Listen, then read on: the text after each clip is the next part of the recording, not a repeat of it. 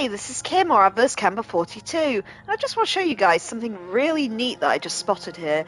So, today we're playing some more Slay the Princess the Pristine cut on PlayStation 5, but I did just discover here, if we press L2... Self-voicing enabled. Load game.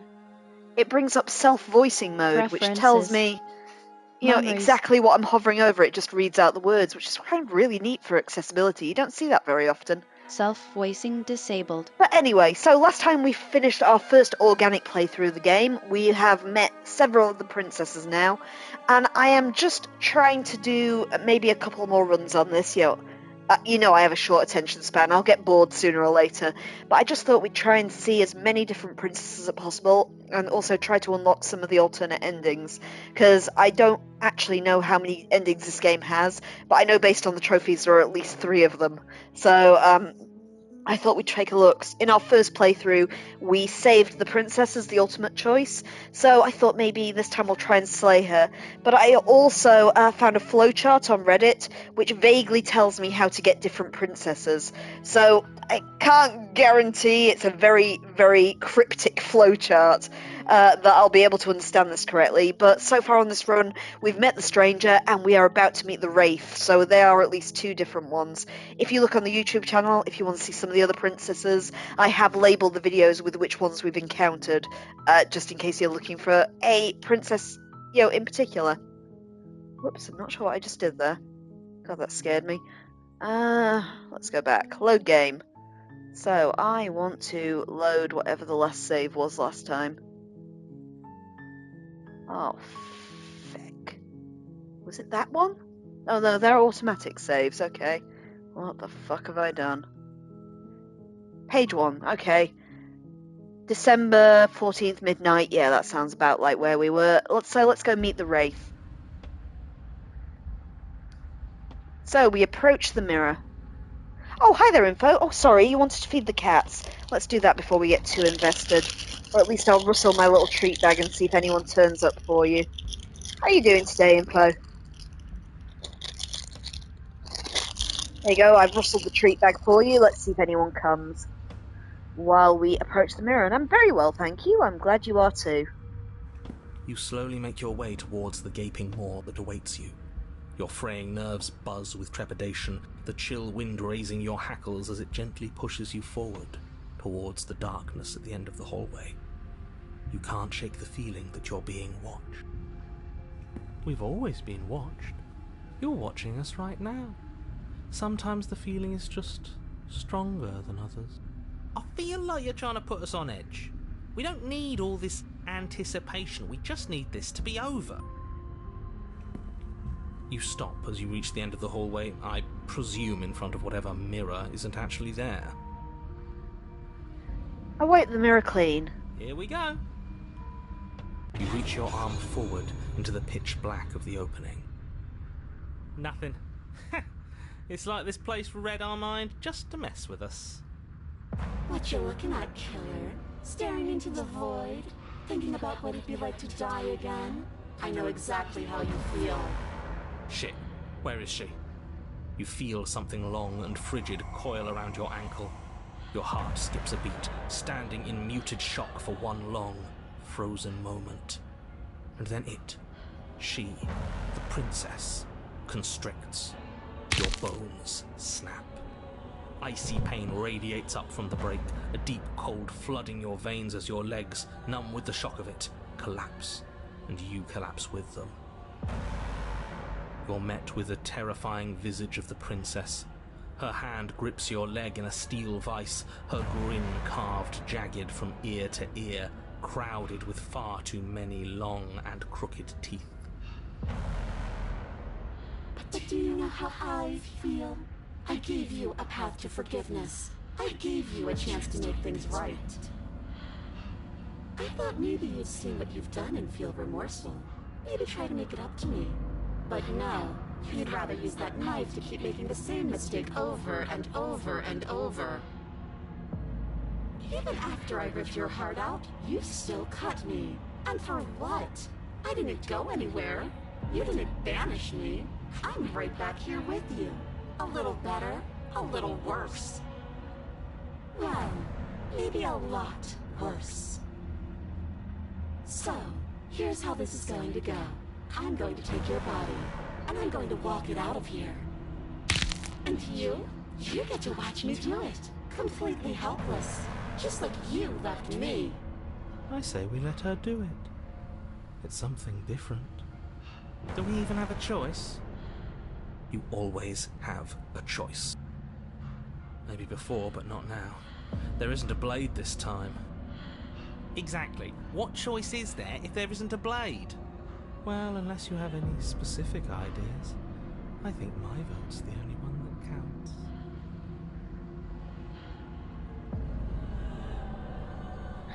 I like some of the options. Look, we're even now. I killed you, and then you killed me. It's water under the bridge, right? And you think that's even? How adorable. But I think you forgot about the part where you tried killing me again. If I were you, I would just want to get it over with. You lost your chance to call the shots. There's no going back to fix it now. You can either look on in horror or celebrate my freedom. But either way, you're about to become a passenger.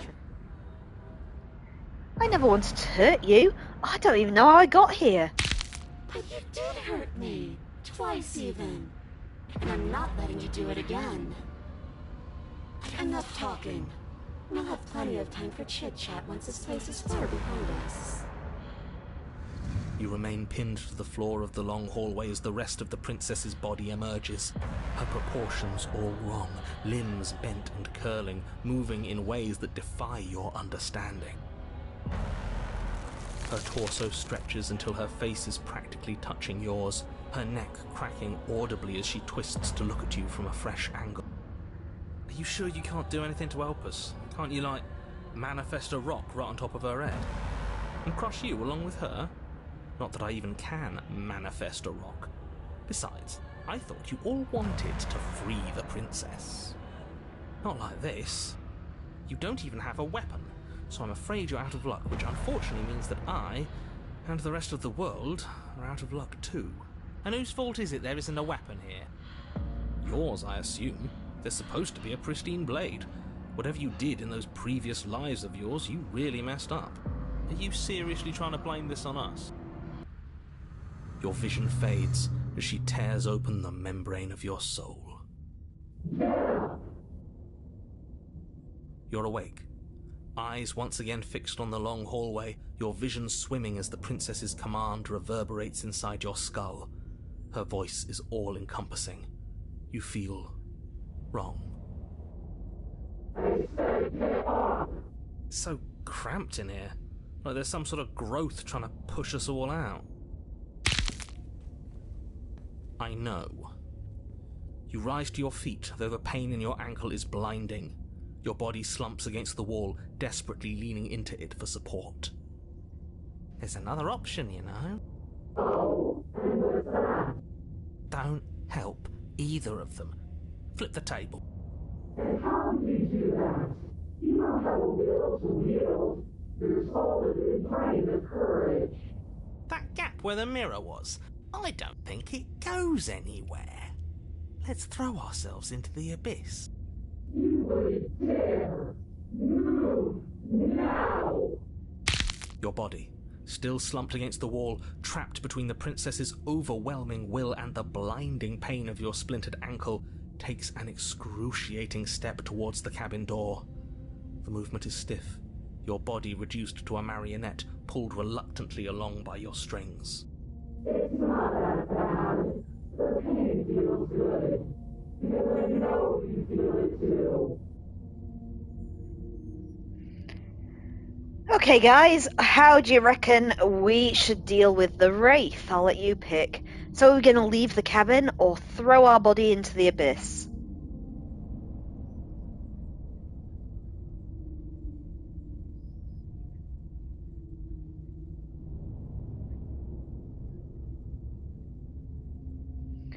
Info says launch myself into the abyss. In a single moment of overwhelming willpower, you tear your body from the wall and hurl it towards the gaping abyss. I won't let you do that. Capillaries burst and muscle fibers tear as you and the princess struggle over the reins of your body. One foot planted firmly on the edge where the floor ends, and the nothing begins. It's unquestionable that her reserves are greater than yours, but fortunately for you, the distance you have to cover is far shorter. Enough is enough. I'm tired of us always losing. It's just a step away. Even if you throw yourself into the abyss, you still lose. You throw everything you have against her and manage, for one brief moment, to overpower the princess's hold on your body. But that moment was all you needed. Your foot slips a few inches, and you collapse forward, the darkness swallowing you whole. Why do you hate me? Her thought slips through you, unheeded, as you fall, and fall, and fall.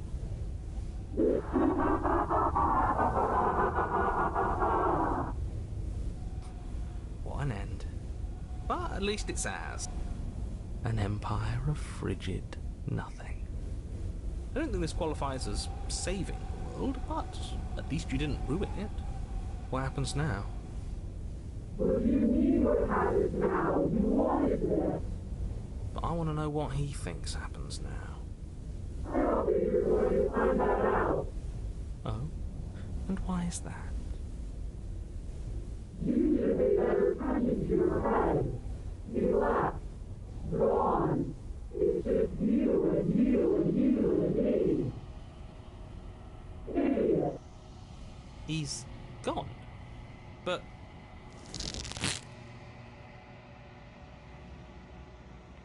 Terminal velocity ceases and you feel something, a mass, a growth, torn out of you. You and the princess look at each other for a short moment. What? What's happening to me?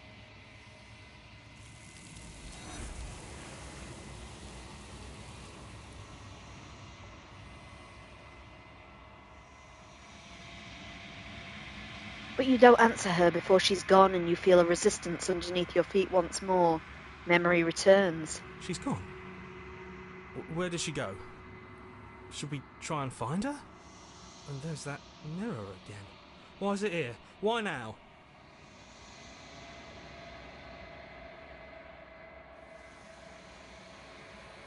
Of course you're scared. This is the end for you, but it's not the end for me. I would have kept them in the dark if I were you. What is that supposed to mean? Whatever awful thing I felt before, it feels so much worse now. So you're the real puppet master here? Can't believe I tried to help you. I approach the mirror. I gaze into my reflection. Silence as you reach forward. They're gone once again. The mirror always makes them leave, but you need to see what's in it. You've grown. You find yourself in the long quiet once again, and proceed to the cabin. You're at the cabin. Flickering lights and empty cityscapes become pockets of vitality and movement. I am more than I was before. Whenever you are ready, I will wipe your slate clean once again. Are you the same being as you were before? How much have you changed? Is a child the same as an infant? I am an unbroken pattern, but every vessel gives fresh perspectives and carves new avenues of expression. I am different, but I am the same. Everything you say feels like a riddle. Can you give me a single straight answer? I'm sorry. Words are difficult for me. They never fully weave what I wish to say. If you do not like my answers, then you need not ask me questions. The vessels you choose to bring me carry far more meaning than anything words could say in the spaces between. What does it feel like to change like this? Eyes close in reflection. Perspectives meld together, and the breadth of my experience stretches to new corners. There are contradictions, conflicts in my nature, and there are familiarities that bind everything together. It feels correct. This is what I need to be. This is the only path forward.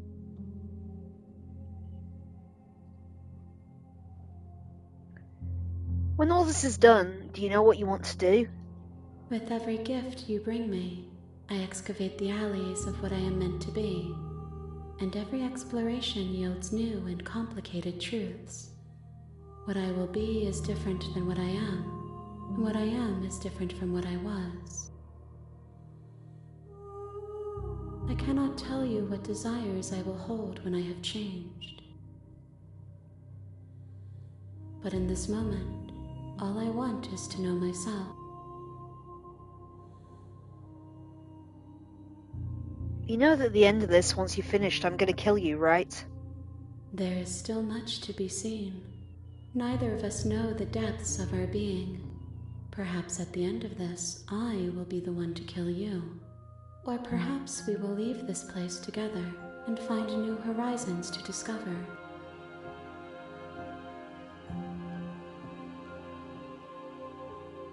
When I go back, it's as if an invisible wall closes around me. Why can I not do the same things I've done before? Those paths lead to worlds you've already seen, and to perspectives I have already made my own. They are useless to us now, inaccessible. The only paths of value are those that are yet untread.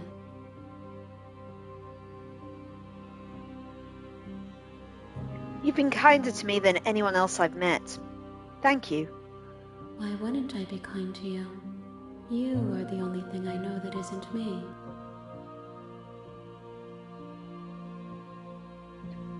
What do you want me to bring next time? Gifts aren't what someone tells you to bring them. Do not worry. There are no wrong answers, and every perspective illuminates my shadows and shares new secrets.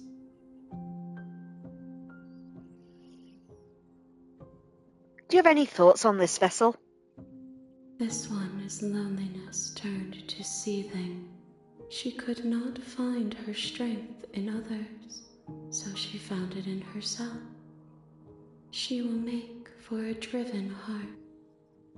Do not mourn her. She isn't alone anymore.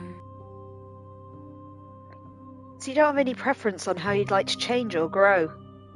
My preference is for you to show me what you would like me to see.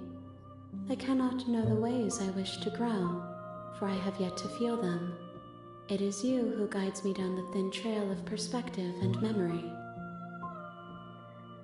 I don't want to hurt you, but the more times I go back, the worse I fear things will be.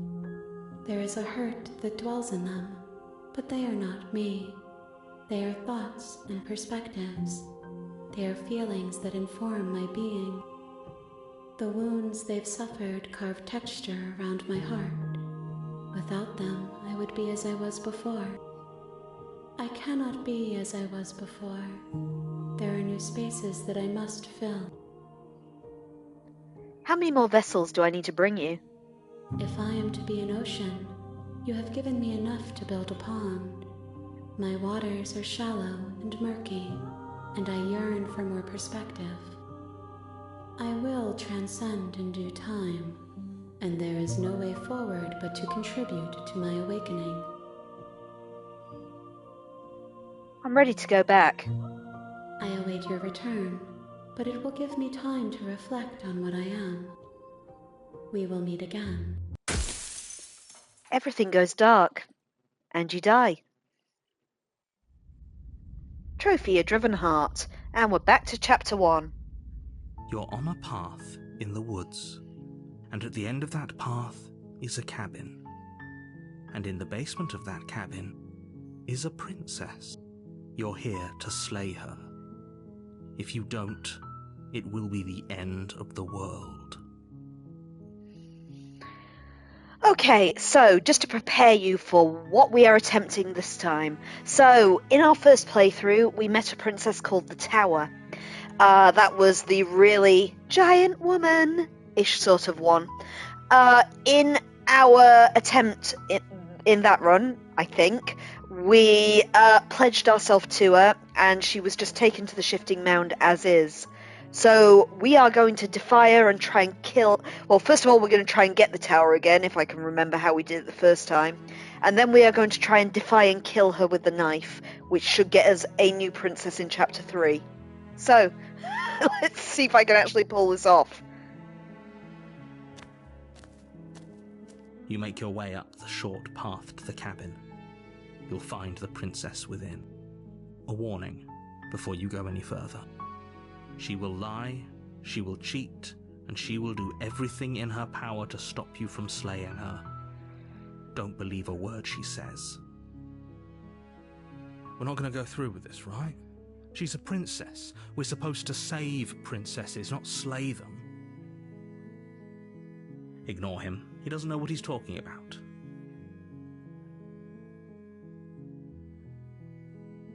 I proceed into the cabin.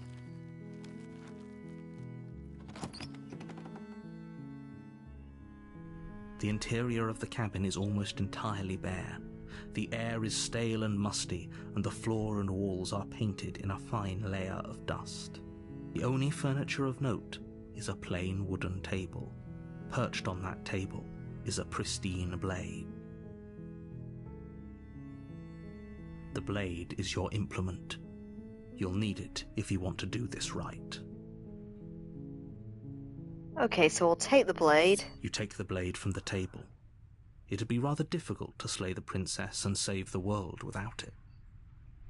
And if the tower was the one I think it is, I think what we've got to do is try to slay the princess and then kind of give up and let her kill us instead.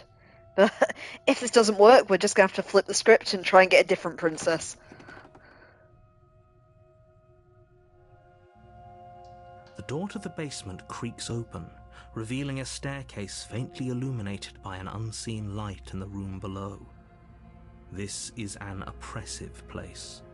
The air feels heavy and damp, a hint of rot filtering from the ancient wood. If the princess really lives here, slaying her is probably doing her a favor. Her voice carries up the stairs. Who's there? She sounds dangerous. It's almost as if she's the one in charge down here.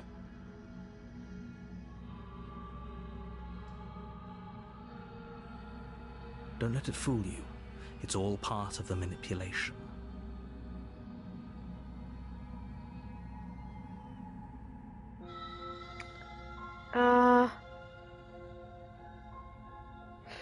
Flip.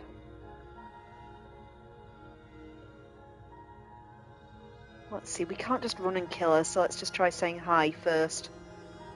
Don't be a stranger. It's been so long since I've had any visitors. Come on down. You walk down the stairs and lock eyes with the princess.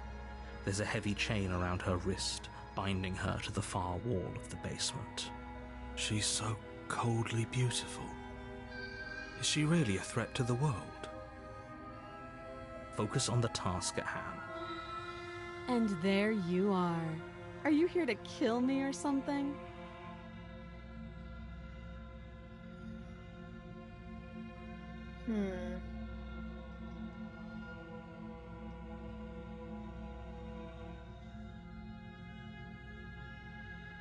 That isn't a good idea. Just drop the knife, and maybe the two of us can talk things out. She's right, we shouldn't. We should just drop the blade. Don't you dare. It's fine. We can decide what we want to do after we talk to her. Maybe she really is a monster, but killing someone in cold blood isn't very becoming of us. You ignore the trembling in your hands and tighten your grip on the blade. You poor thing. Your hands are shaking. Are you scared of me? Because you should be. You step forward, your grip on the blade tightening as you steel your resolve. Oh? No talking then? Fine. What even makes you think you can kill me? I'm probably chained up in this basement for a reason, right? And if that knife is the only weapon you have, you'll have to get close enough to use it. So, you should just drop it. Best not to risk finding out what I can do. She's unarmed. If you hesitate now, it'll be too late. End this.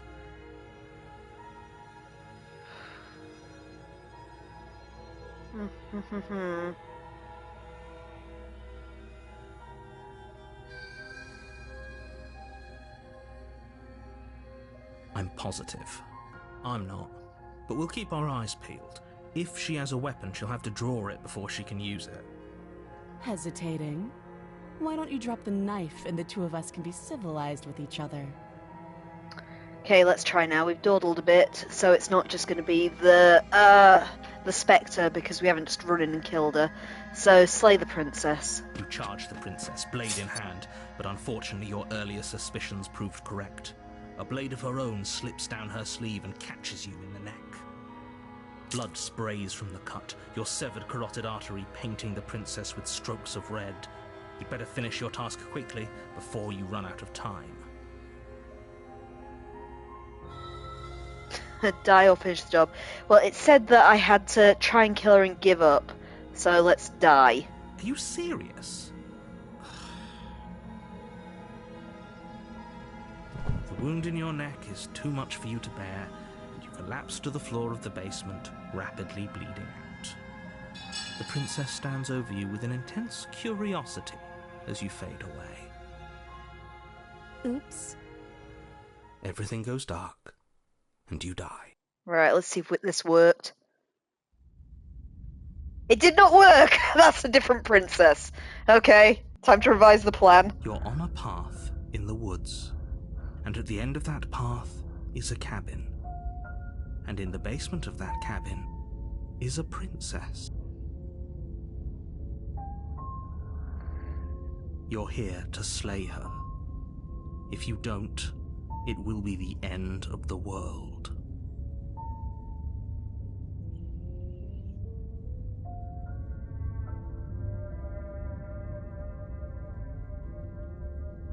Okay, so let's just proceed to the cabin. A warning before you go any further. She will lie, she will cheat, and she will do everything in her power to stop you from slaying her. Don't believe a word she says. You couldn't be more on the money. But we're really doing this, aren't we? I'd say you're lost, but I'm stuck here with you. We know what to look out for this time. We know to be careful. Just stay focused and you'll be fine. Okay, we proceed to the cabin.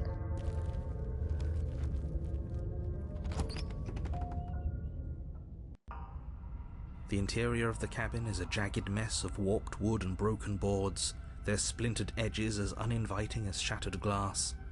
The only furniture of note is a pointed table with a pristine blade perched on its edge. The blade is your implement. You'll need it if you want to do this right.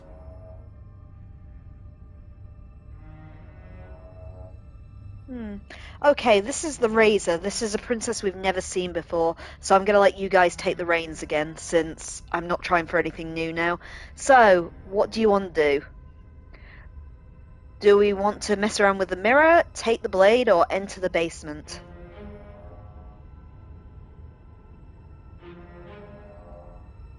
Just enter the basement without the blade. Okay, info? Are we really doing this without a weapon? You know she has one, right? The door to the basement creaks open, revealing what must once have been stairs. The fractured slats look as if they've been torn from their source and violently jammed into the wall.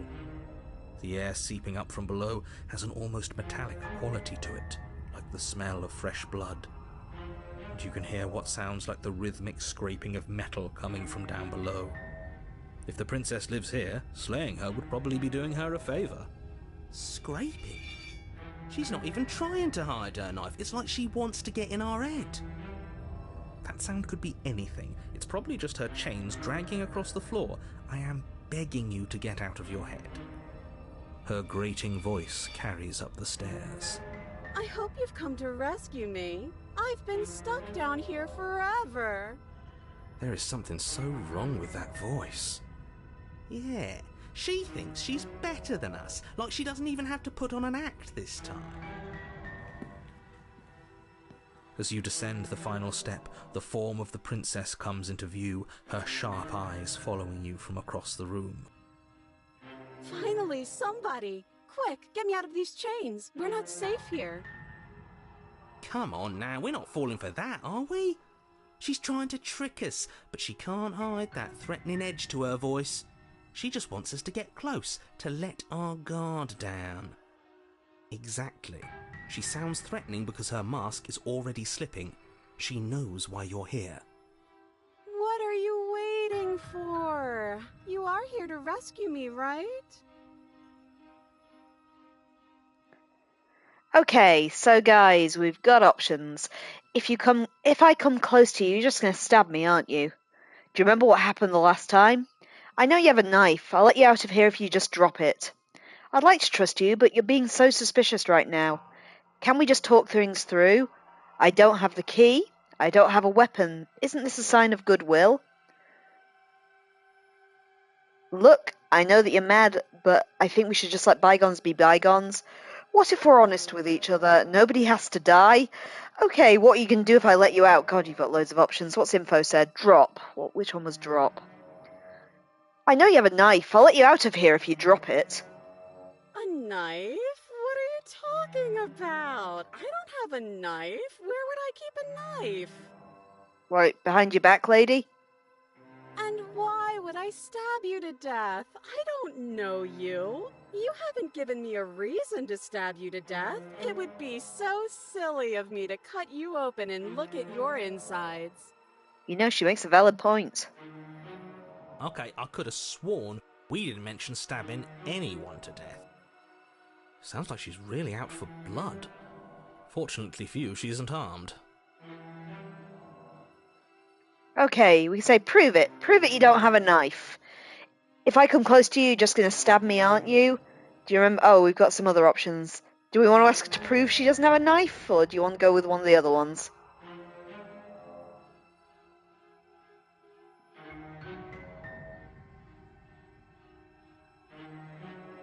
Prove it? Yep. Prove it then. Prove to me you don't have a knife. It would be so much easier to prove that I do have a sharp object. I could just show it to you, but I don't have one, so I can't. Well, you can't argue with that. The princess smiles as she pulls her hands from behind her back. But look at this! Hands! Hands that don't have anything in them to stab you with! I don't know why we were suspicious of her, to be honest. Her smile stretches into an even wider grin as she shakes her sleeves. And empty sleeves, too! Look at how few stabbing implements I have. It's practically zero. Okay, I've got a new favourite princess. So, guys, direct me. How trusting are we of this princess who clearly has practically zero stabbing implements?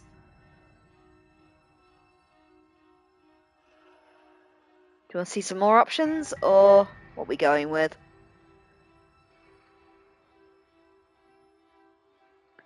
Info wants to go with the top one again. But what if you're just hiding it somewhere secret? I've shown you all of my hiding spots. What kind of princess do you think I am? I would never hide something sharp somewhere secret. Wait, that sounds like I'm lying, but I'm actually not. My secret zones are for me, only they have nothing to do with you or my intention to not stab you to death the second you get close to me.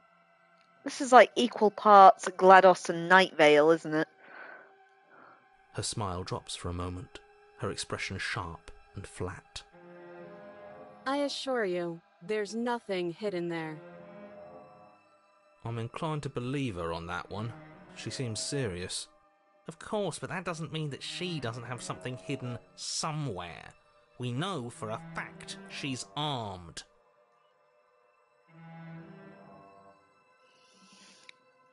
Okay, what do we want? We've got, if I come close to you, you're just going to stab me. Do you remember what happened last time? I'd like to trust you, but you're being so suspicious right now.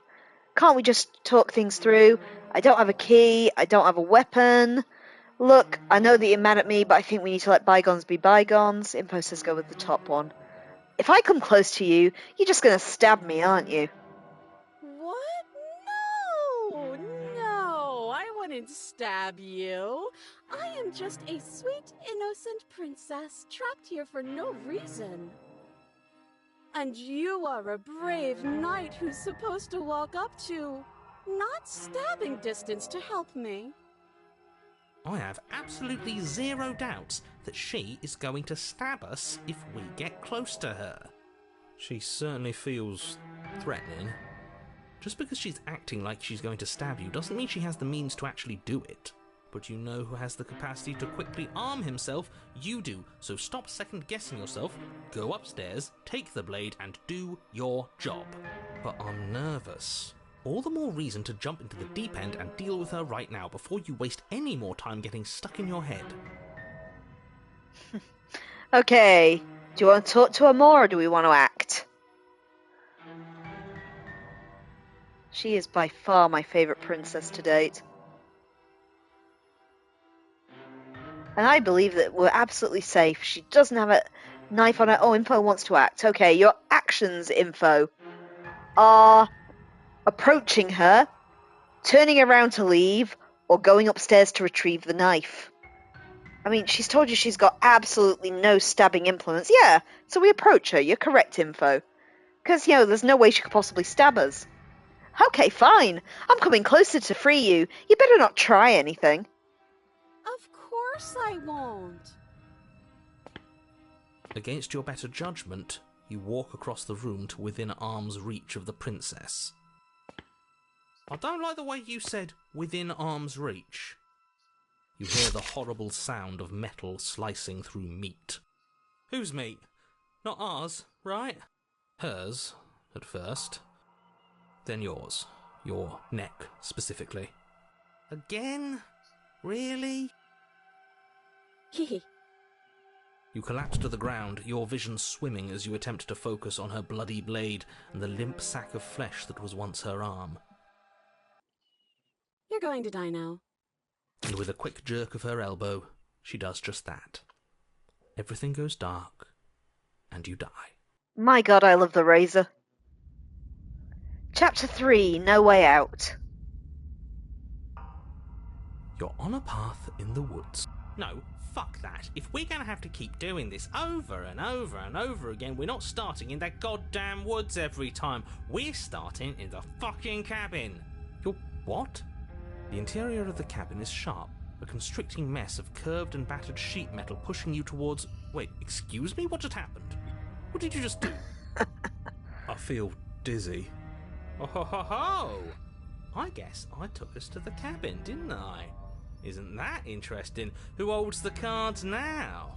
Who cares about cards? You're all acting like this is about winning and losing, while this is actually about having fun. Is this fun for you? It's not fun for me. I don't like being sliced to pieces. Great, so obviously you've already been here. How many times? This is our third? No wonder things have fallen apart. You do realise that every time you fail, she escapes and an entire world is damned to destruction, right? That can't be right, that's too much responsibility. I couldn't agree more. We couldn't be trusted with the fate of a single person, let alone the fate of the world. Wait, have we got all of them? Let's just stay focused, shall we? The only furniture of note is a bent metal table, a pristine blade perched. We take it. Okay, sure, you take the blade before letting me finish telling you it's there. It would be difficult to slay the princess and save the world without a weapon. And then, we throw it out the window. What? That blade is the only edge we have. We are not. Too late, because we already did it, didn't we? Unfortunately for the rest of you, and for me, and for the sake of the world, yes. That is horribly unfair. He shouldn't be allowed to just do things like that. You're the one who may just pick it up. See? You're not the only one who can figure out how to do things. What's done is done. I suggest you make the best of it. You're all so mad at each other. I'm just going to sit here quietly in the corner. You can be the ones to figure out what to do. So? Are you just going to stand there, or are you going to head to the basement like you're supposed to? I'd love to get started just as much as you would, but how are we supposed to get down there? You walk through the door. You do know what doors are, right? There isn't a door, there's just that mirror. There isn't a mirror.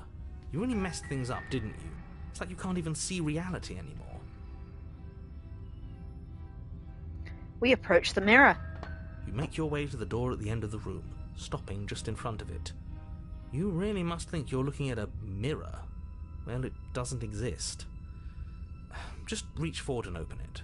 Let's just move it out of the way without looking. I don't want to see us. I'm sure we all look awful after dying twice. Let's just fumble for the handle and be done with it. I don't care what we look like. I care about getting to the end of this mess.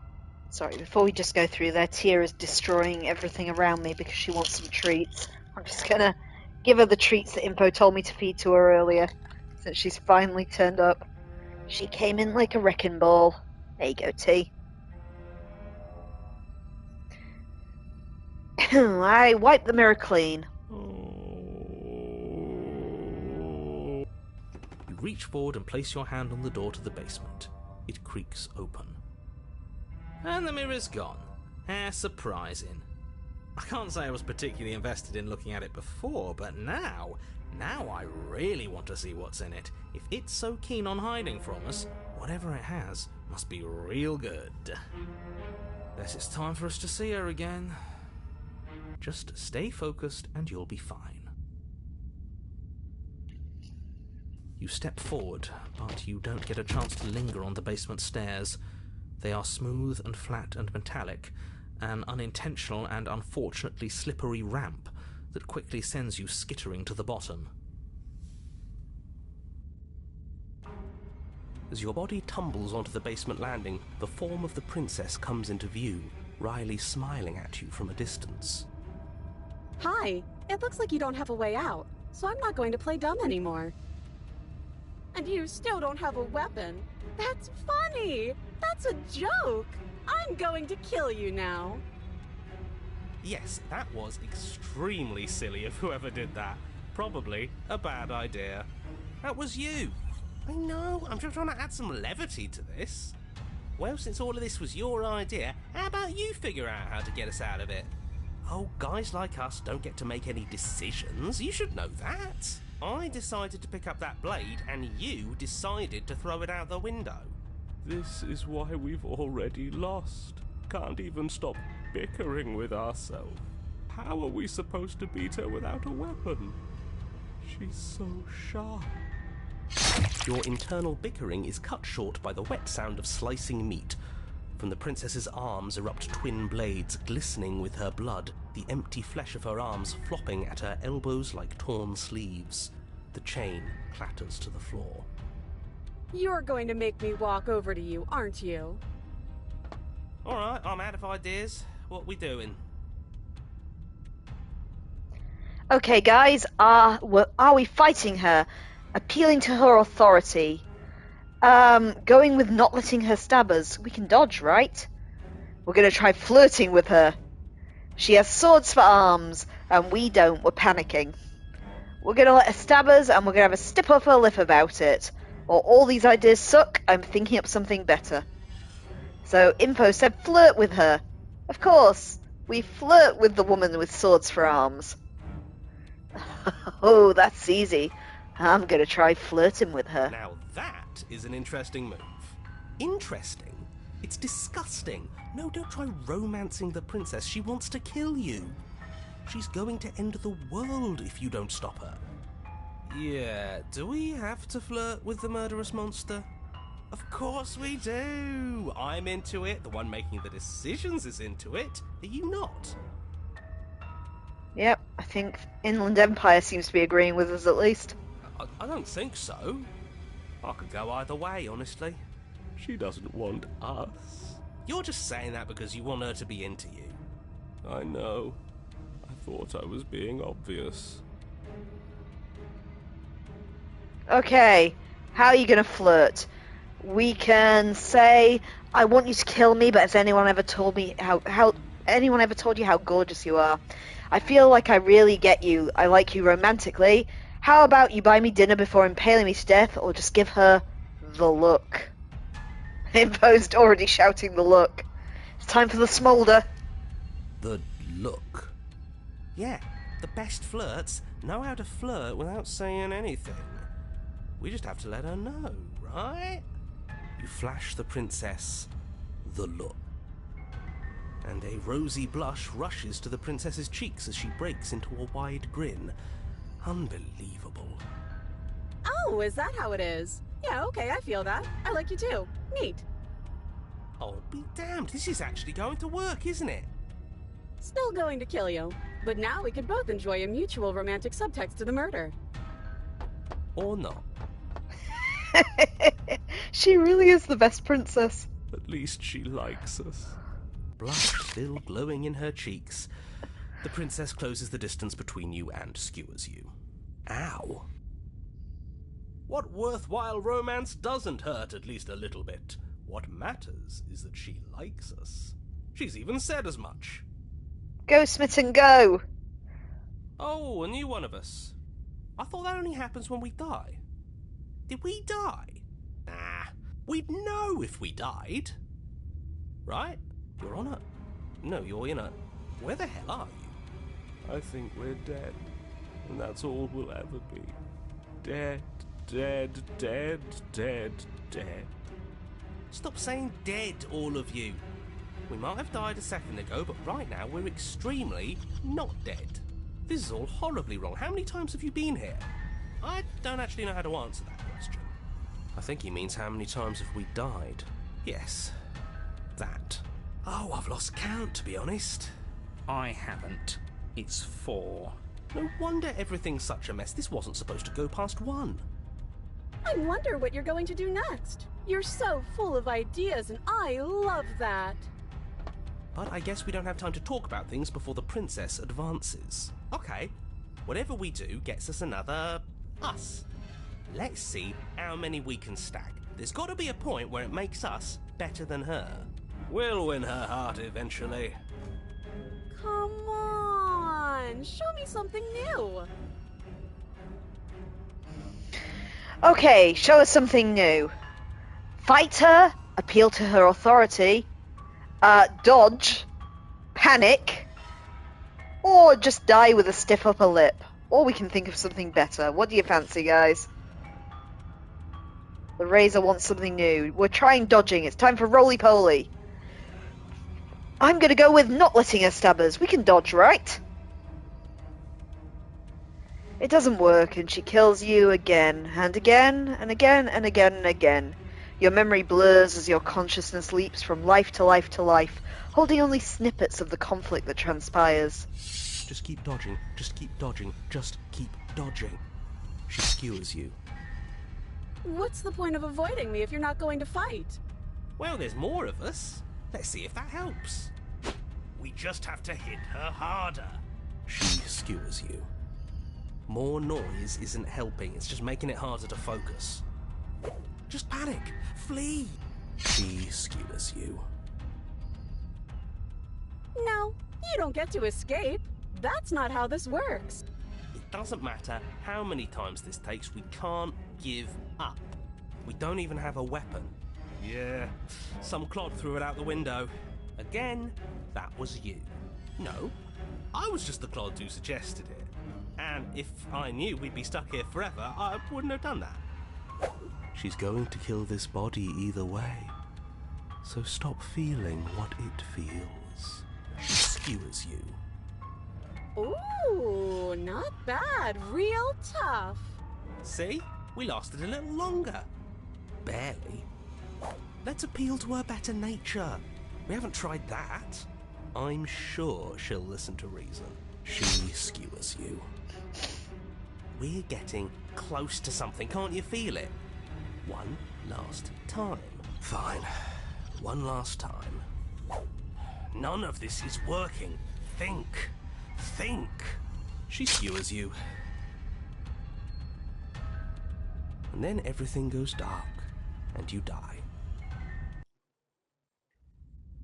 Oh, a chapter 4, The Empty Cup. Your Honour, don't lose your head. We're in a cabin and we'll take it from here. No steel claw, though. Was tossing it the only thing we've done that was permanent?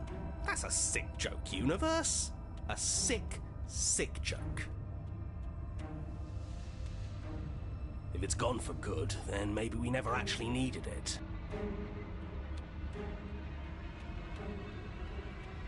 That's what I've been telling you all. We can do this without it. We're tougher than steel. Yeah, mind over matter. Who needs violence when you have love? Who needs love when you've mastered yourself?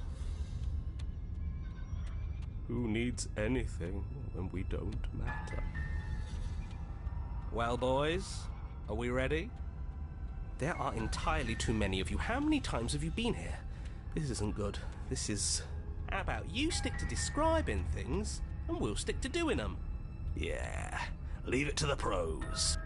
Narrator, we heroically stride through the door and towards our destined final encounter with our star-crossed lover. Fine by me. You walk to the door and onto the basement stairs, only... It's fine. I'll just shut up then and speed this whole thing along. Are you sure you don't want me to describe the stairs? Or this room, or anything? It feels like I'm hardly a part of this. Don't care. Just want to see how this ends. Fine. You make your way to the basement, where the princess awaits you. You know, this last time I killed you, and you didn't pop right back up again? I thought I'd actually done it. I thought I'd cut you into so many pieces you just weren't able to stitch yourself back together. But I guess we're not done. That's okay with me. It's good even. I like that. I got something ready for you while you were gone. Do you want to see it? I'm not going to wait for an answer. I'm just going to show you. It's worth it though. Just you wait. And not for very long, because I'm going to do it right now. Are you going to say what she does? Do you want me to talk now? Well, yeah, she says she has something new. I want to hear about the new thing. Yeah, me too. I think I speak for all of us when I say that I would like to hear you describe her new thing. Really? Okay then. Here we go. Now. The princess's skin twists, splitting into red blooms of raw meat as it stretches and tears. And then it erupts. She becomes a wave of blood and viscera, pieces of her splattering against the walls. All that remains in the center of the room is a skeleton of blades. A heart beats furiously in its cage of a chest. Are you ready for what comes next? Holy shit! She's gorgeous. Absolutely divine. Yes, behold, the perfect woman. Do you think we can throw her out the window? That looked painful. How is she still alive? Heart's still beating, that's all she needs. This is fake. This is all fake. That's all just made up. I'd say we bow down to her right now if that had ever even slightly worked for us. This is all just a sick joke. I hate existing. We're screwed. I quit. I'm done. Forget it. I empty my mind. What just happened? It's so quiet. Him too. Something feels different about you. It almost makes me feel different. Like I should actually take this seriously for once. You do not act as the princess approaches, instead allowing it to crash against your form, and yet there seemingly is nothing for her to crash against. Again and again she swings at you, but there never really was a you to swing at. This worked before. I was able to make you dead before. She swings again and again, and this time she hits something, or something hits her. She looks down in confused terror as her arm bends and folds up in on itself. Did you do that? It's funny if you did. You're nothing. You've done nothing to me, and I've done so much to you, and that's who we are. But it's like you're nothing now. You can't be nothing. If you're nothing, then what am I? Am I nothing too? No, I'm the one who hurts you. She hurls herself at you, but as she does, her metal body bends outwards, the very contact with what you are repelling her to the point of destruction. The din of shrieking metal subsides and something small and delicate falls into your hand. It's her heart. It beats gently, calmly in your palm.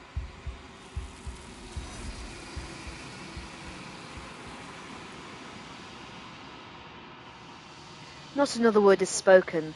It's time for you to leave. Memory returns. I approach the mirror. You do so. Silence as you reach towards the glass. It's time for you to see what's in it. You've withered. You find yourself in the long quiet once again. You're at the cabin. I am a growing chorus of contradiction, a mass of tides ebbing and flowing all at once in more directions than my attention can bear to hold. To look at any one is to shift them all into something new, and to look away is to reshape them yet again. All of me is changing, and yet the rest of me is still the same. You can't be a contradiction. Contradictions don't exist. And yet my waters flow and my streets bustle. There are no words that can describe me into non-existence. There is no logic that can bind my multitudes. I am everything that you have known me to be, but I am also none of it. How can you stand to be a contradiction? As easily as you can stand to be you. You are like me, even if you have chosen not to look at the corners of you that do not fit, even if you have chosen to ignore the brilliant contours of your soul.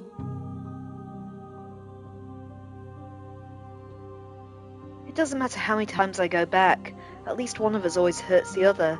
Doesn't that change you? Doesn't it make you worse?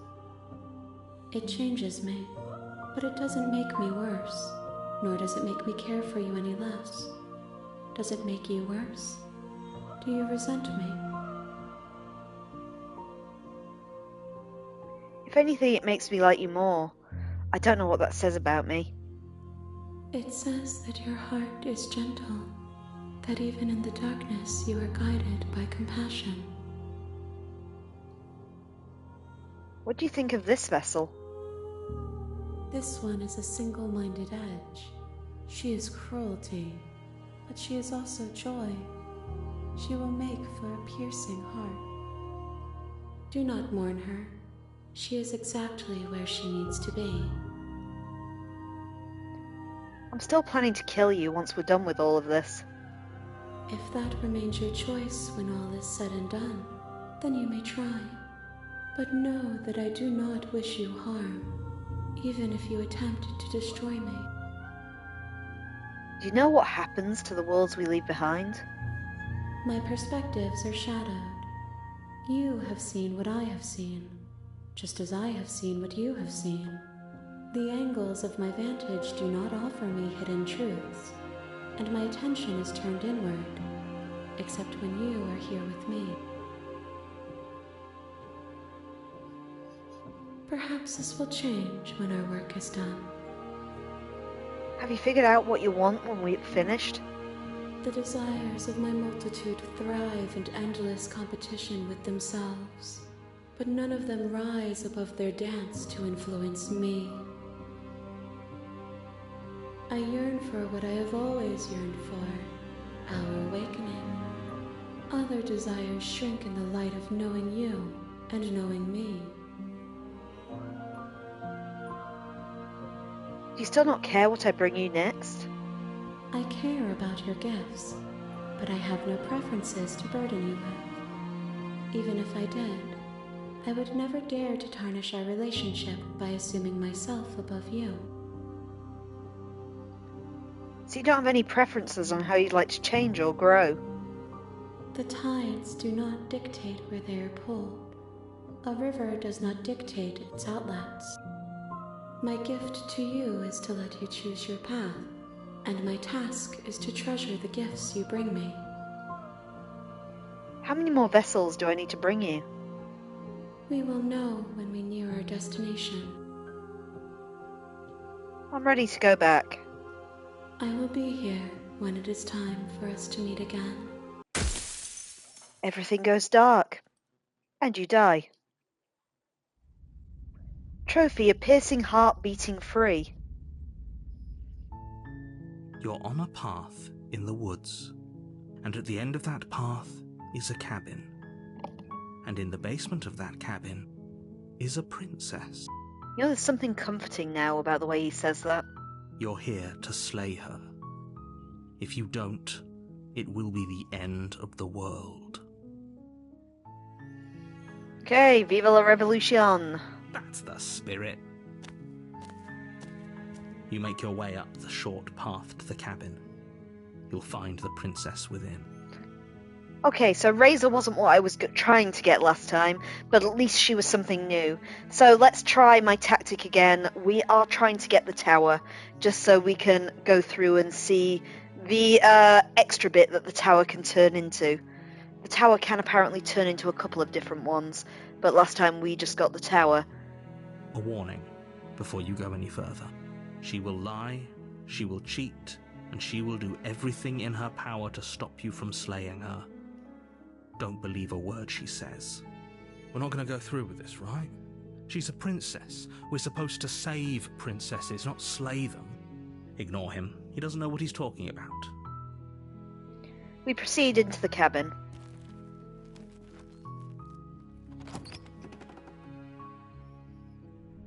The interior of the cabin is almost entirely bare.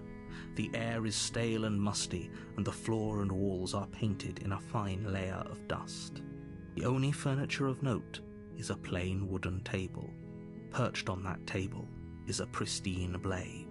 The blade is your implement. You'll need it if you want to do this right. Okay, so we take the blade. You take the blade from the table. It'd be rather difficult to slay the princess and save the world without it. And into the basement.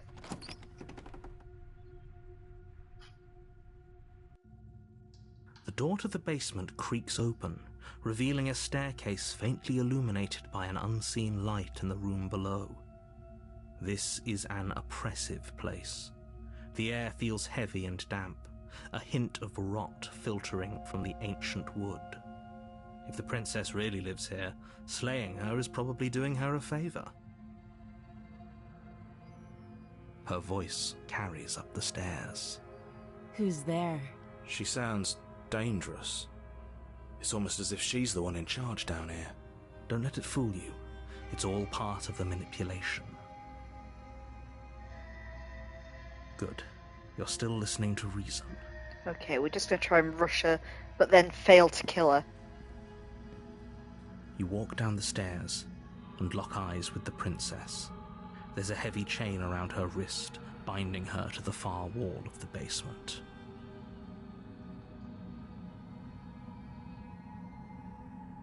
She's so coldly beautiful. Is she really a threat to the world? Focus on the task at hand.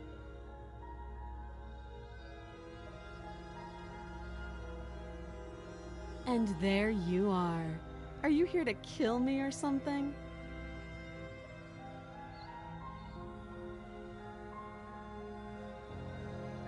Okay. I think when we got the tower we hesitated. I just have this feeling that was the one where I kind of stepped forward but then hesitated before I stabbed her. You step forward, your grip on the blade tightening as you steel your resolve. Oh? No talking then? Fine. What even makes you think you can kill me? I'm probably chained up in this basement for a reason, right? And if that knife is the only weapon you have, you'll have to get close enough to use it. So, you should just drop it. Best not to risk finding out what I can do. She's unarmed. If you hesitate now, it'll be too late. End this.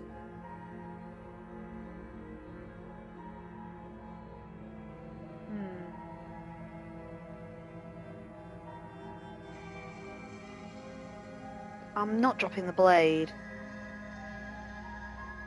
Or should I call her bluff?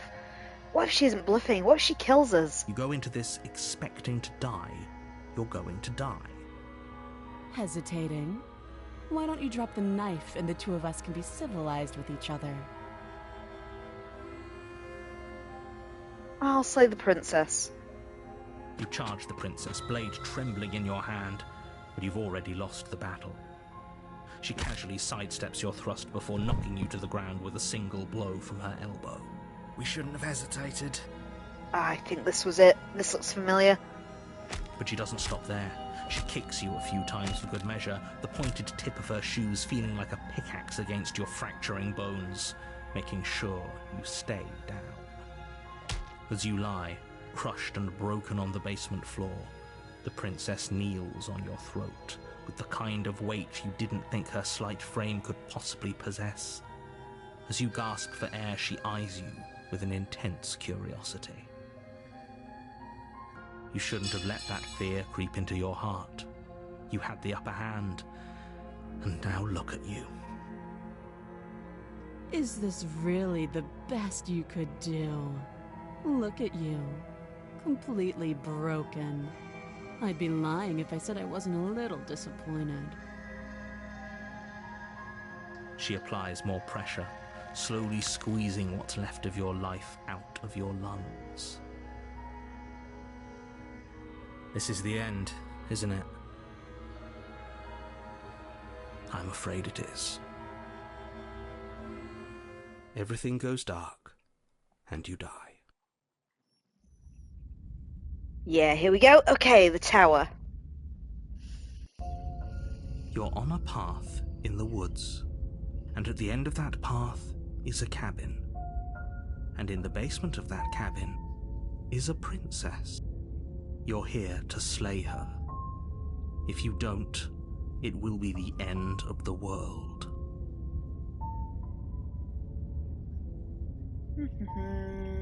Proceed. A warning before you go any further. She will lie, she will cheat, and she will do everything in her power to stop you from slaying her. Don't believe a word she says.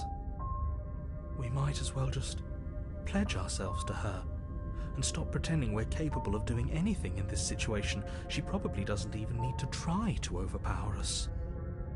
Can we tone down the pessimism just a smidge? I'm not being a pessimist. I'm just being realistic. You're being annoying. Just ignore their bickering, and whatever you do, don't pledge yourself to her. I cannot stress enough how absolutely catastrophic that would be for everyone, yourself included. I agree. If she's wrongfully imprisoned, then we should rescue her, but if he's telling the truth, we shouldn't just hand her the world on a silver platter. Rescue her? Given the stakes of the situation, there isn't really a difference between rescuing her and pledging yourself to her. Either would be terrible. So please try to ignore both of those knuckleheads and focus on saving the world. Let's not make this harder than it has to be. Okay, we proceed to the cabin.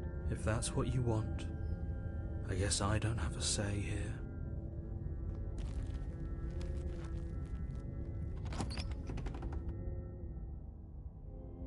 The interior of the cabin is larger and more grandiose than its humble exterior would suggest.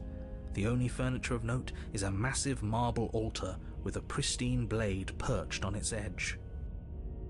The blade is your implement. You'll need it if you want to do this right. Why do we feel so small? We don't feel small. We are small. Okay, so we're gonna try and kill her, so we need the blade. You take the blade from the altar. It would be difficult to slay the princess and save the world without a weapon. Into the basement.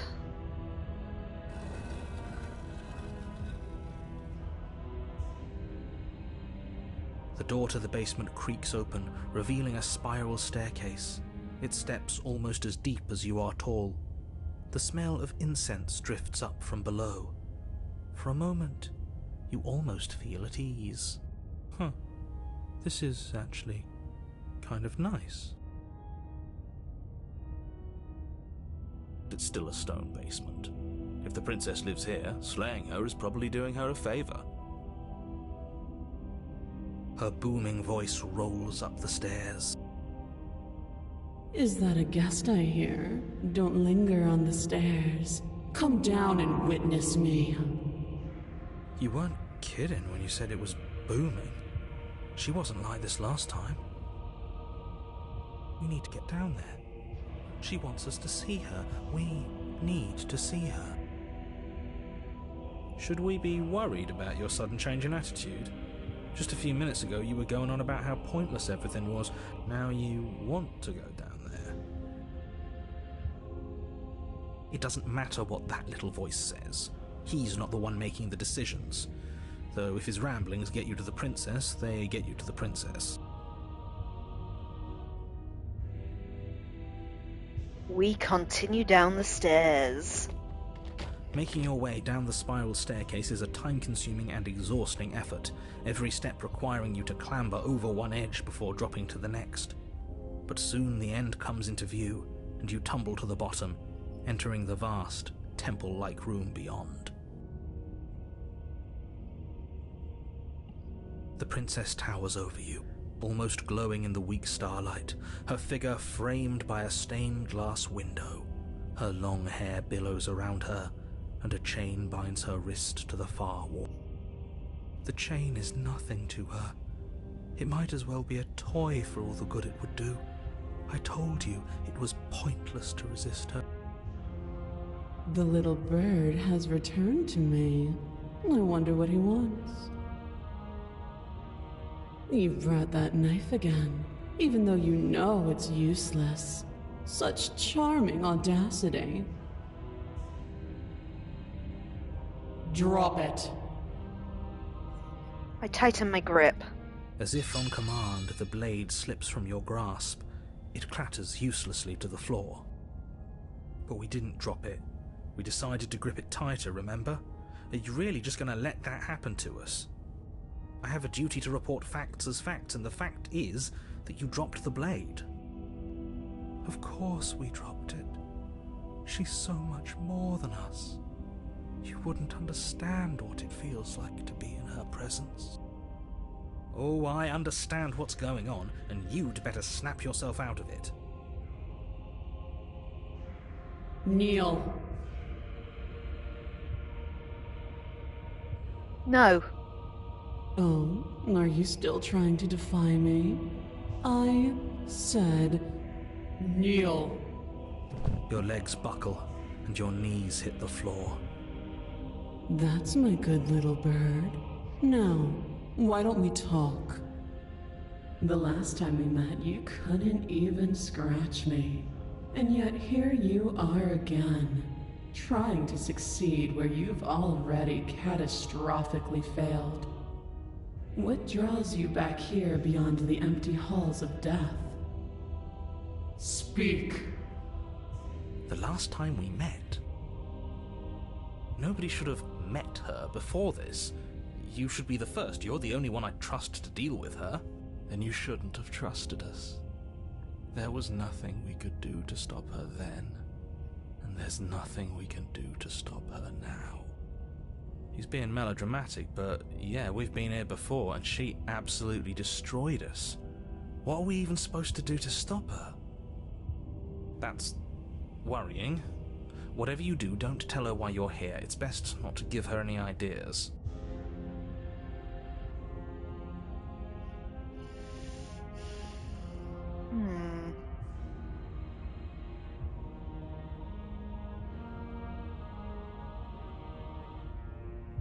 No. Perhaps you need another lesson in submitting to your betters. Pick up that needle. Do it. It's what she wants. No objections here. I don't know what she's planning, and I don't like that we don't know what she's planning, but we might as well pick up the blade. As your eye falls on the blade, you feel a weight. Some divine hand that sits unperceived by your senses, but that manages to push you towards its desires like an unseen puppeteer.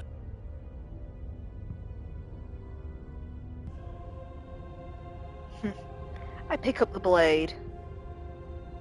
Whoops, that's not the right option. Pick up the blade! You reach forward and grasp the blade. Stand. This one's easy.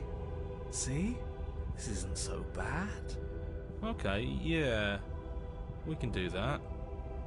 We were probably going to stand anyway. I stand. You can feel a creaking tension between body and will as you slowly rise to your feet, like two foes forced into an unhappy truce. The princess eyes you with soft contemplation. The moment seems to last a lifetime, the silent anticipation of what's to come dragging out the long, painful seconds. But all silences are broken eventually. To define me is to claim we stand on level ground. We do not. You are quiet shadow, while I am brilliant radiance. Take that knife in your hand and slit your throat. What? You don't have to listen to her. You're armed. Just steel your nerves, step forward, and end this. I end this. Oh, we'll end this all right. Your hand lifts the blade and brings it towards your throat. Okay, I apologize for the unclear language. End her. I slay the princess. Your body is sluggish and unresponsive, actively fighting against you, but you do your best to stagger forward. One step at a time, you move towards the princess. Slitting your throat would have been a mercy, but it seems you're in need of a harsher lesson. Plunge that knife into your lungs. I'm sorry. Don't. As you take another step forward, the blade digs into your ribs, slicing through flesh with ease. It somehow feels like an entirely natural thing to do, while the simple act of walking has become an arduous impossibility. Then it slides back out, the wound burning as a small hiss of air escapes through the fresh orifice. Blood fills your lungs. Now, do it again. Keep doing it until I give you permission to stop. Those are just words. You don't have to listen to her. It's what she wants. You, heroic one, what are you doing? Don't just let this happen. Stop him from killing you. I'm on it. Your other hand locks around your wrist, struggling to keep it from perforating vital organs.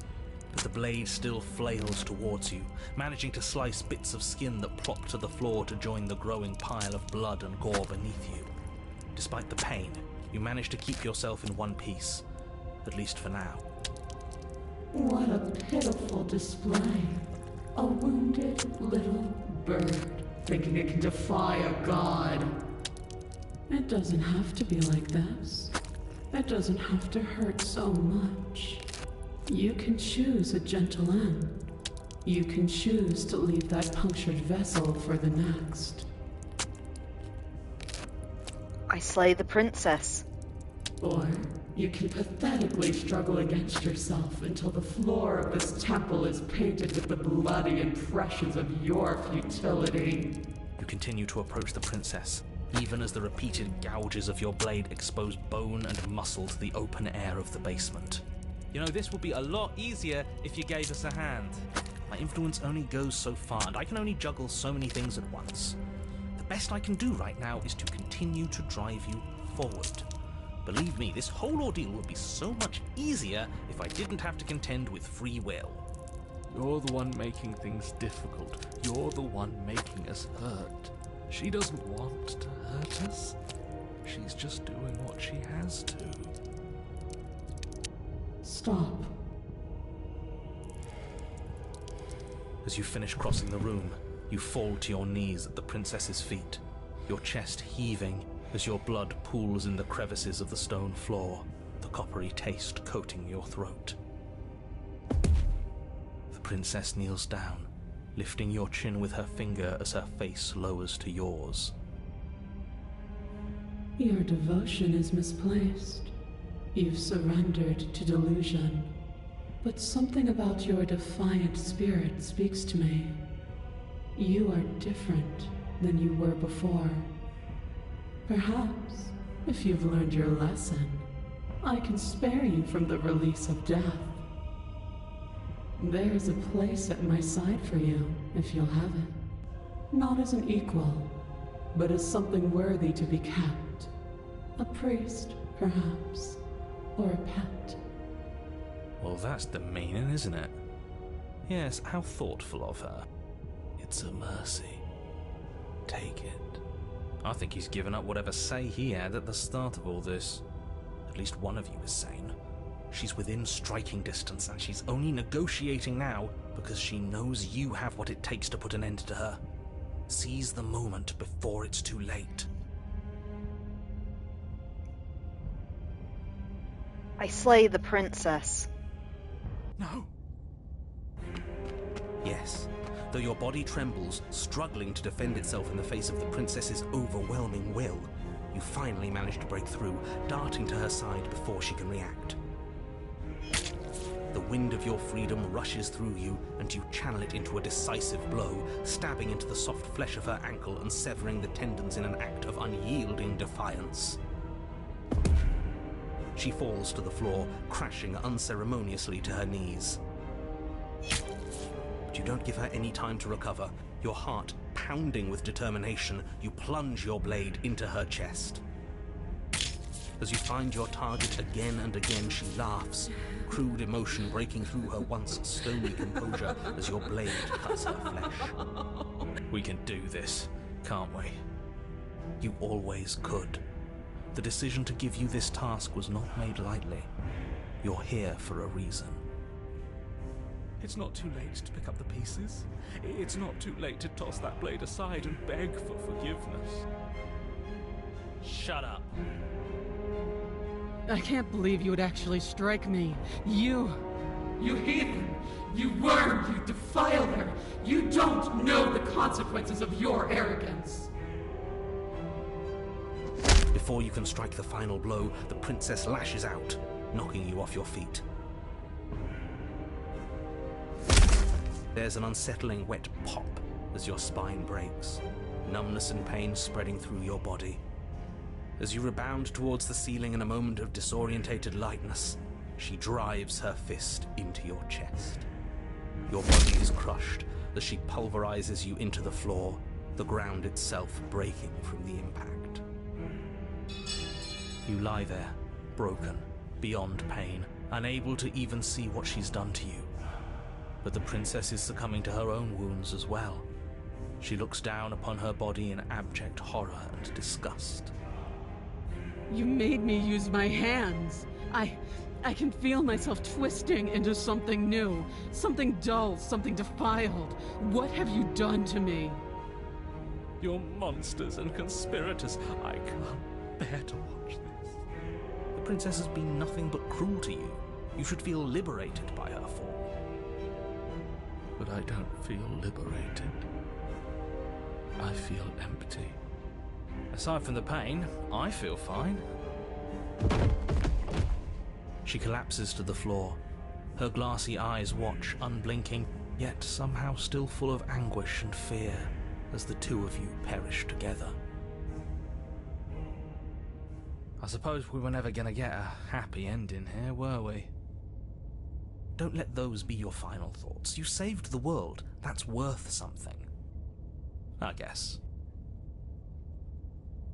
Regardless of how you feel about it, it's finally over. Thank you. Everything goes dark, and you die.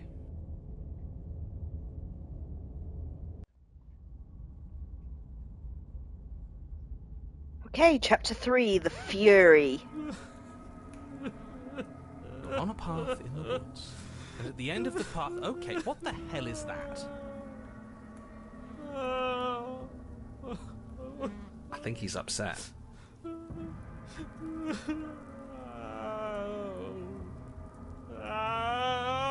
what's he got to be upset about? We just killed a god. Exactly. You heathens destroyed the most beautiful thing that ever was, and ever will be. I can't say I have much sympathy for you. She was bad for us, and you almost got us killed. You're being too generous. He did get us killed. Alright, enough chatter. Got a thing I'm supposed to do, and if you don't mind, I'd like to do it without any more interruptions. Okay, great, you're listening. You're on a path in the woods, and at the end of that path is a... Look, if the world around you is changing, especially all the way out here, then that means you're nearing the point of no return. Whatever happens next, that's it. There won't be any more do-overs, so you'd better take things seriously.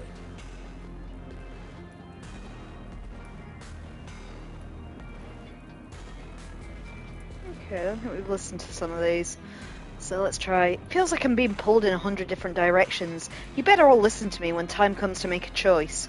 So what if I'm speaking my mind? It's not like I've ever really gotten a say in things. What a crock of shit.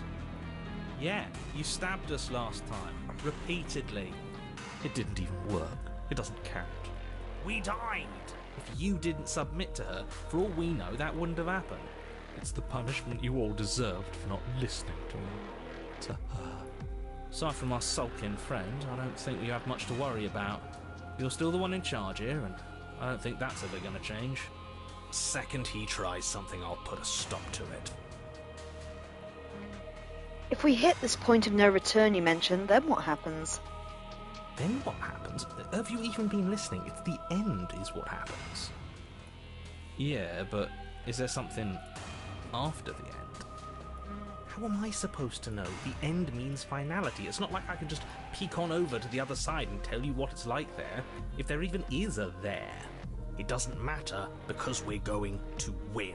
Now that's exactly the sort of mindset I like to see.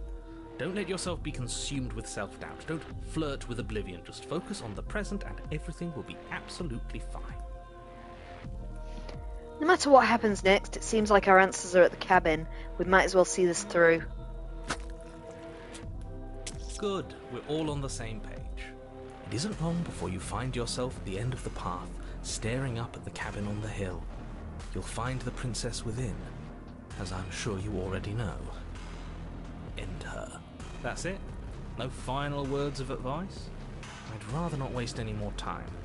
I'm sure that any advice I'd give at this point is something you've already heard.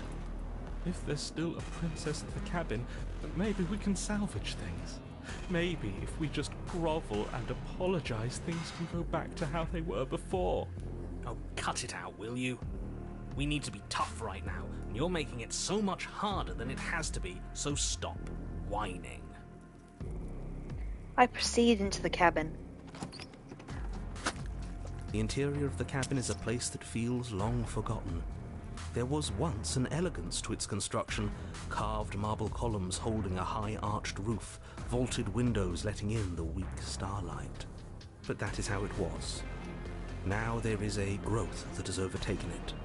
A viscous fluid seeps from cracks in the stone walls, and it congeals into chaotic streaks of writhing nerves and wet clumps of living meat. That's horrible. You did this.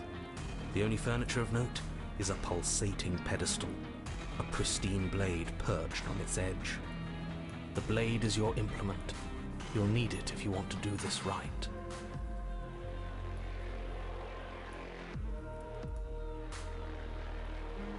Okay guys, this is a brand new princess that we haven't seen before. Blade, yay or nay? You guys get to make the choices again. How do we want to tackle the Fury? Info says the blade. You take the blade from the pedestal. It would be difficult to slay the princess and save the world without a weapon. Good. Nothing feels better than gripping cold steel. Let's go. You step forward and approach the door to the basement, hesitating before you open it. Almost as if you don't see it. But you must, because it's right there in front of you. All we see is a damn mirror. It's a bit grimy. Why don't we wipe it clean? Wipe what clean? The door? The mirror. What are you talking about? You're standing in front of a door. Whatever non-door thing you think you're looking at, it isn't real, because if it were real, I'd know about it. But it has to be real. It's right there. Smash it. Smash it to pieces. It's the only thing keeping us from her. Don't you want to know what we'll see in there? We won't be able to see anything if we smash it. Nah, I'm with him on this one. Smash it. Let's get violent already. Do whatever you want with it. The mirror isn't real, so how you handle it doesn't matter, aside from wasting dangerous amounts of time. Okay, do you want to smash the mirror or wipe it clean? Smashy, smashy. Okay, info. You bring your fist crashing down against the door leading to the basement. As if on command, it slowly slides open, scraping against the stone floor, its ancient hinges moaning as it reveals the dim path ahead. Why am I not surprised? You step forward into the darkness. The stairs leading down to the basement are at once both narrow and grandiose. A high-vaulted ceiling stretches up into a gloom beyond your sight, while walls wet with tumorous growths press in uncomfortably at your sides.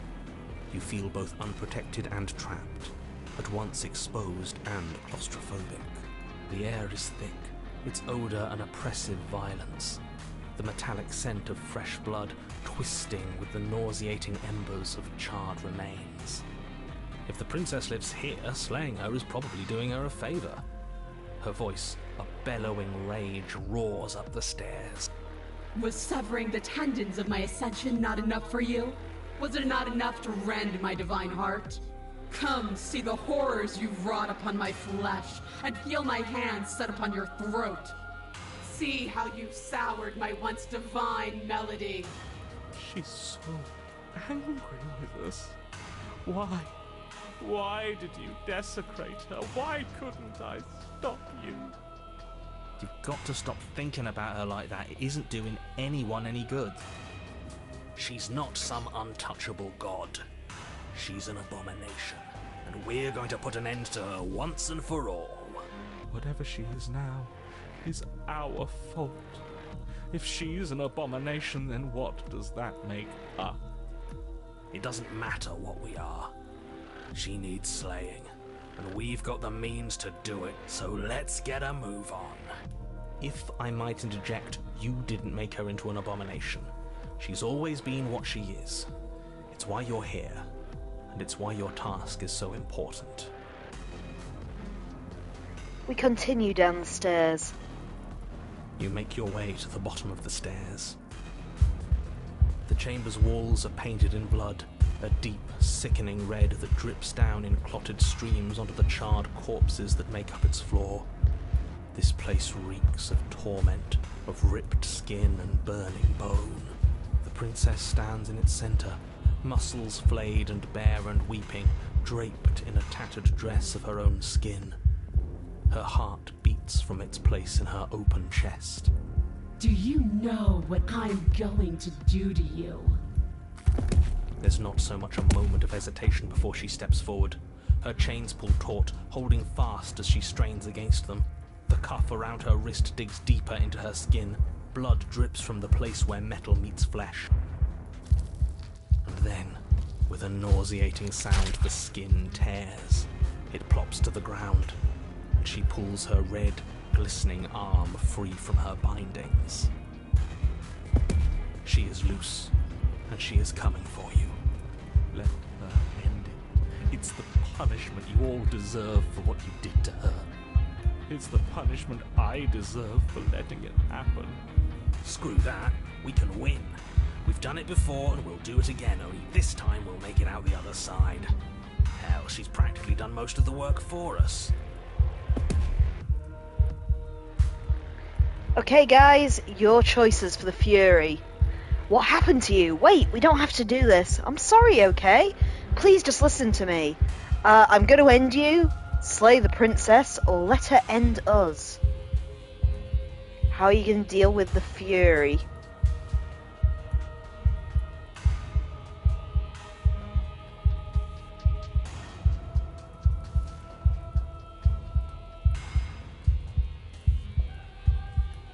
I'll give you a couple of seconds to decide.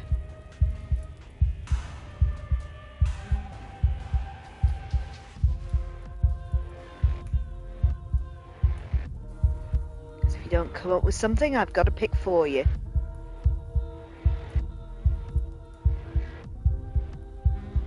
Nope, nothing from you guys this time? Okay. Well, let's see what we're going to do. Wait, we don't have to do this. You're right. We don't. But I want to. So badly. She bounds across the room, her fists ready, her heart set upon your destruction. With a horrifying squelch, you are unwound.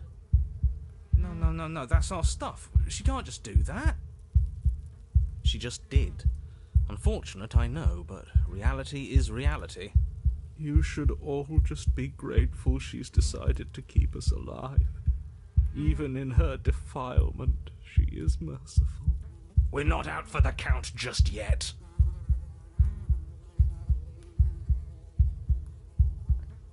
You damn cheater! Give me my insides back! But the words don't leave your metaphorical mouth. Instead, all that leaves you is a wet and horrible gurgling as tissue vibrates out of place.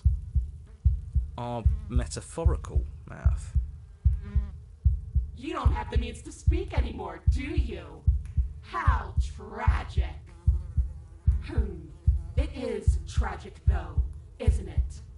I'm not satisfied dividing fear and indignation from your eyes alone. A quivering mound of flesh is no companion.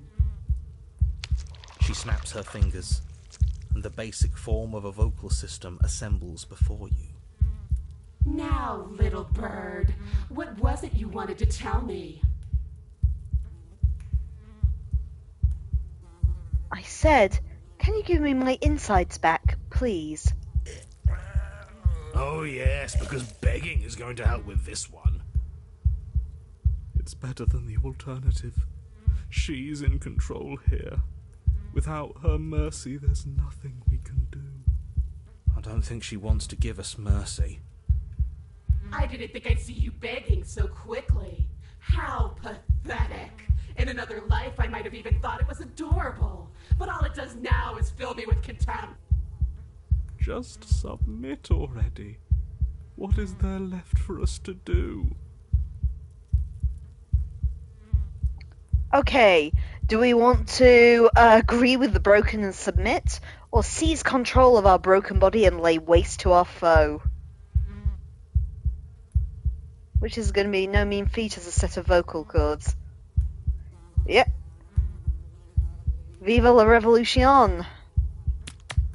Skin flayed and organs flapping, you charge towards the princess. That's right. She'll never stop us. Still you defy your god. I've made the mistake of underestimating your resolve before. Never again. As you swing for her heart, what's left of you explodes. So that's it. It's over, just like that. Of course it's over.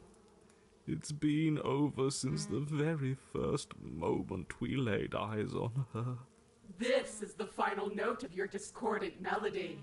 You will not return again, because you will live in that single tone forever. No!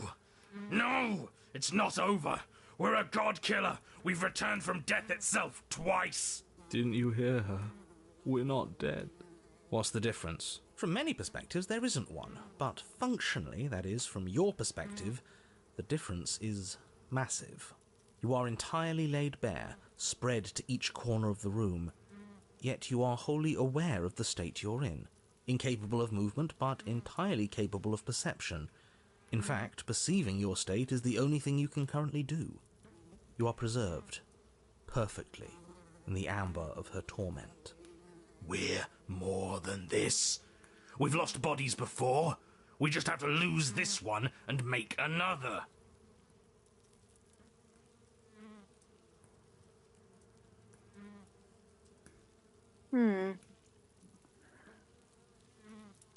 How are we supposed to lose this one? I don't know. You're the one who makes things happen, so make it happen.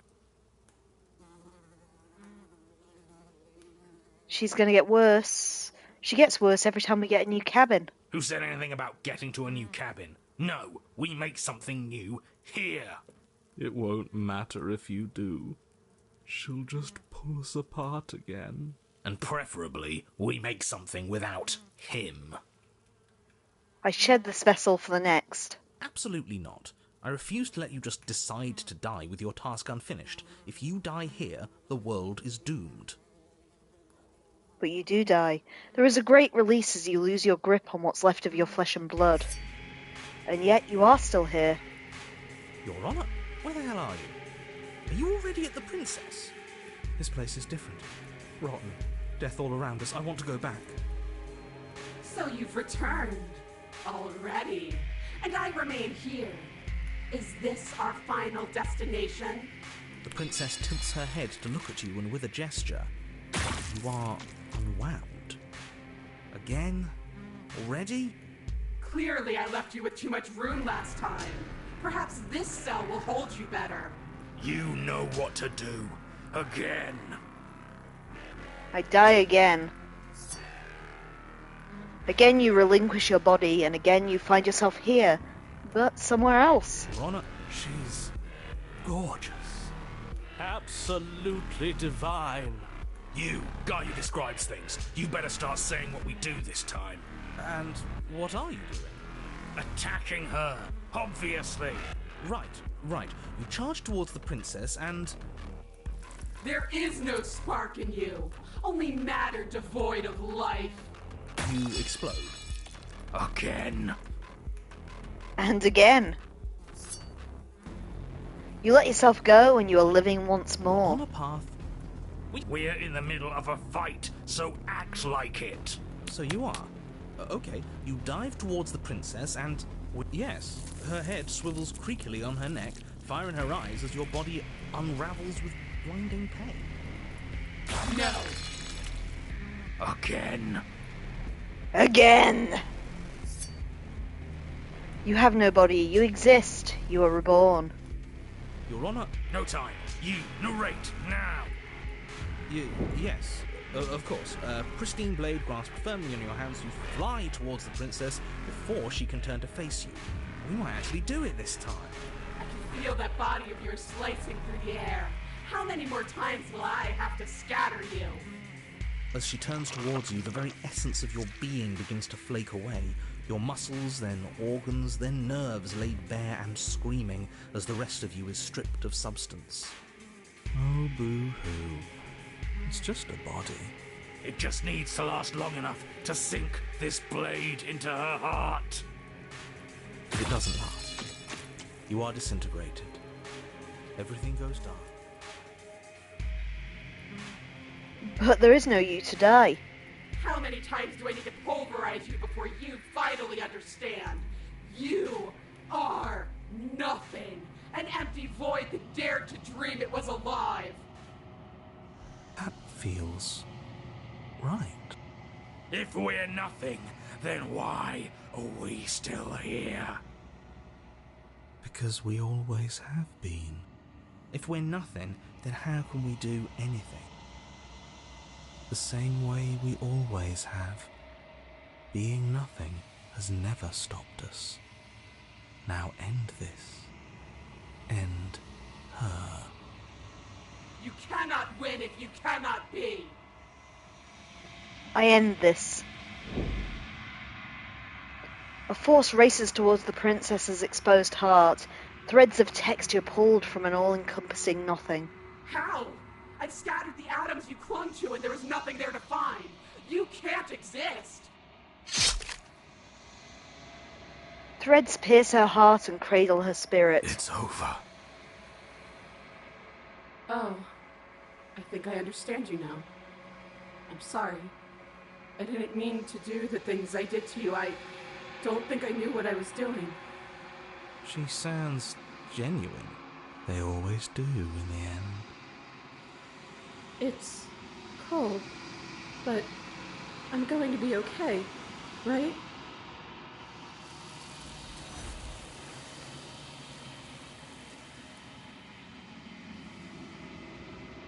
You do not get the chance to respond, nor will you ever. It's time to leave. Memory returns. She's gone. Where did she go? Should we try and find her? And there's that mirror again. Why is it here? Why now? Of course you're scared. This is the end for you. But it's not the end for me. I would have kept them in the dark if I were you. What is that supposed to mean? Whatever awful thing I felt before, it feels so much worse now.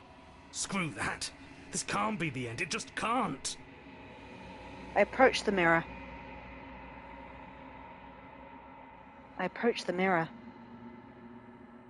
Silence as you reach forward. They're gone once again. The mirror always makes them leave, but you need to see what's in it. You're unravelled. You find yourself in the long quiet once again. You're at the cabin. There's a world beyond the endless walls of the long quiet. I am curious to see what it means for us to know it. Do you think there are people out there? It doesn't matter if there are.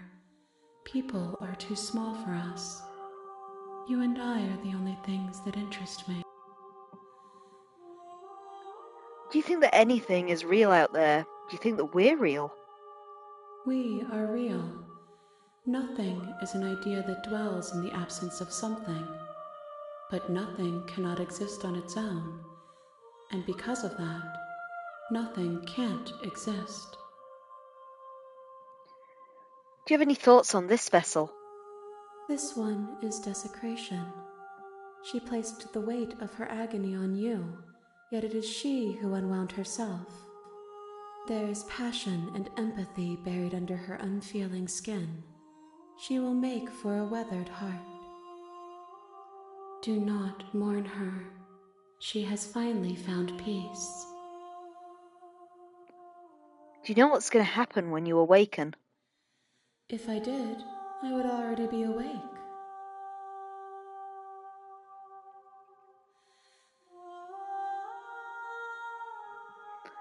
When you send me back, I'm not there alone. There are voices that speak to me. Some of them are me, but one of them is something else. I call him the narrator and he wants me to kill you. Do you have a narrator? Have the vessels had one? No, their minds are empty, existent, but constantly shifting into something new. Do you think your narrator lives in the spaces beyond?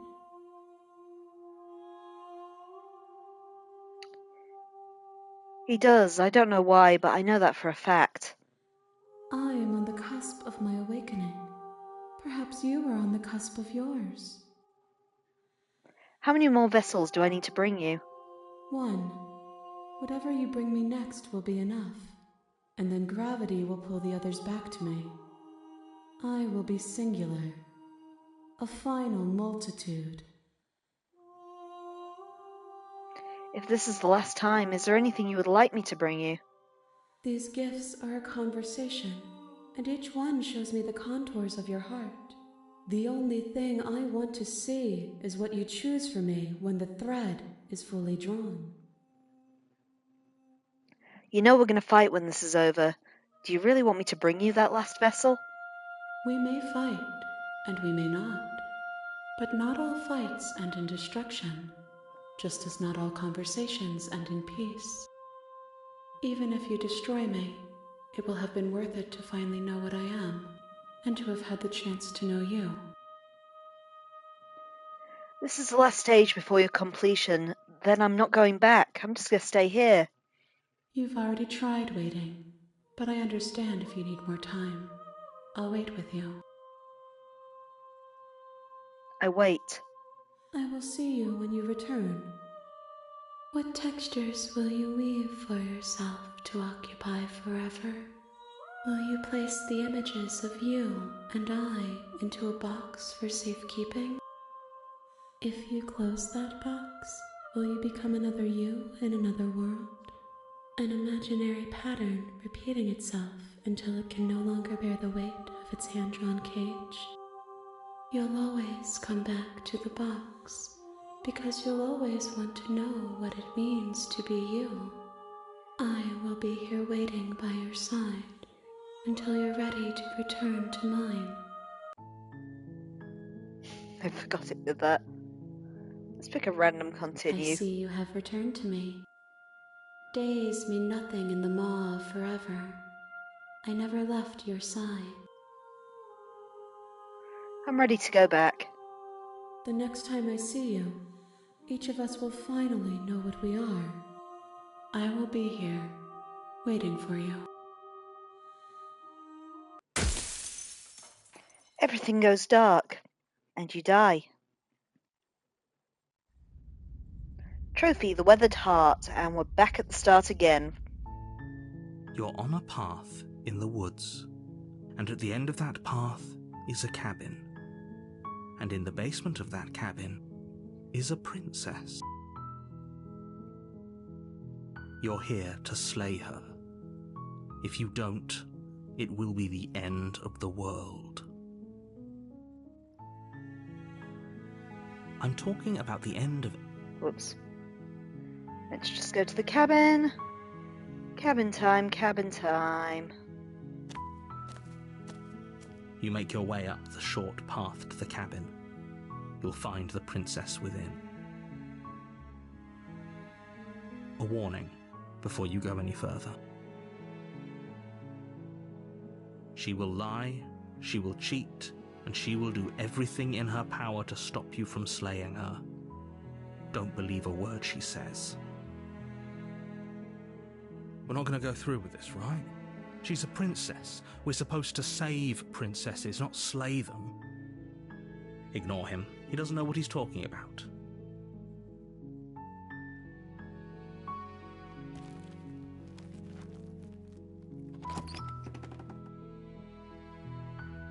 The interior of the cabin is almost entirely bare. The air is stale and musty, and the floor and walls are painted in a fine layer of dust.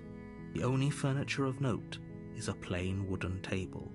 Perched on that table is a pristine blade. The blade is your implement. You'll need it if you want to do this right. Okay. This next princess I'm going for sounds a bit hard work to get, but we'll give it a go. So for this one, we don't need the knife.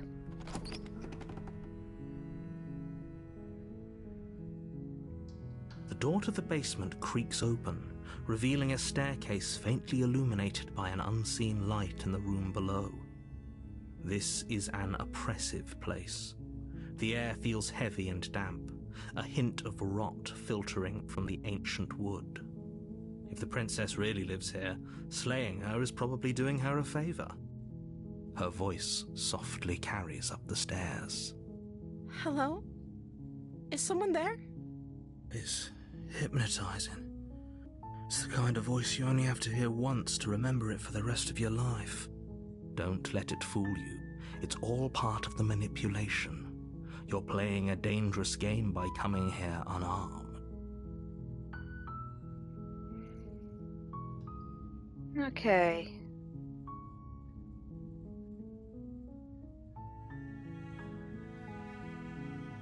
I'm here to save you. Wait, really? You're here to rescue me? I was starting to think I'd be stuck down here forever. I see. You're trying to get her to lower her guard. It's a gamble, but it might work. Come downstairs. I want to see the face of my rescuer. You walk down the stairs and lock eyes with the princess. There's a heavy chain around her wrist, binding her to the far wall of the basement. She's beautiful. How could someone like this be of threat to anyone? I am begging you to stay focused. There's a lot riding on you here. Hi. I can't believe you're here. I've been waiting for something like this to happen forever. I hope you brought something to deal with these chains. You were lying when you said you were here to rescue her, but regardless of your intentions, breaking her out of those chains would be a big mistake. Don't even try it. I'll see what I can do. I examine the chains. You're only making this more difficult. Thank you. Thank you. You're making a huge mistake. No, you're doing the right thing. You walk up to the chains binding the princess to the wall and give them a tug. They're large and heavy, far too solid for you to even imagine trying to break them apart. I'm guessing you don't have the key? Maybe it's somewhere upstairs. Doubtful. Whoever locked the princess away down here intended for her to never see the light of day. They wouldn't have just left the key to her chains somewhere in the cabin.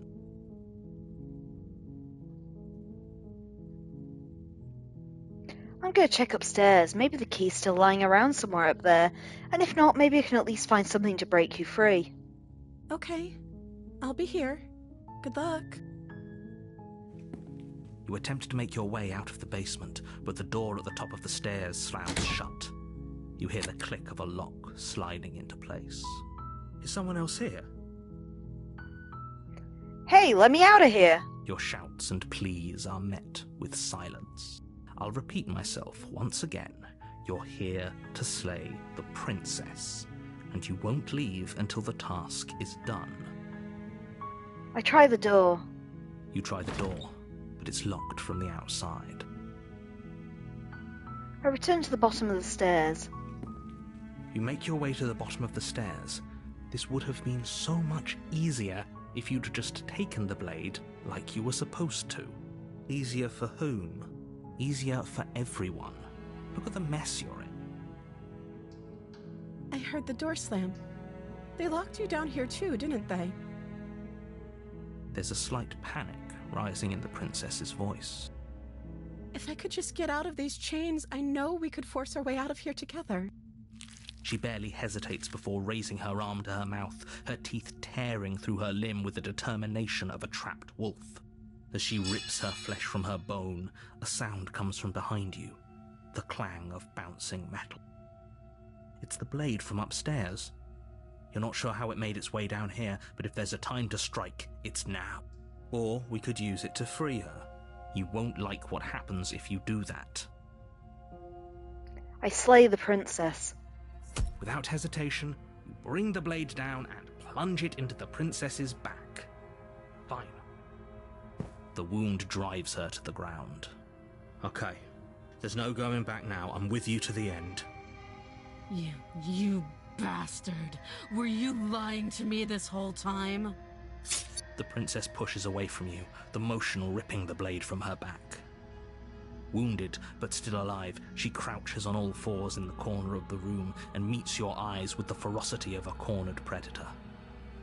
You've made a terrible enemy, and there's nothing in the world that can possibly save you from me.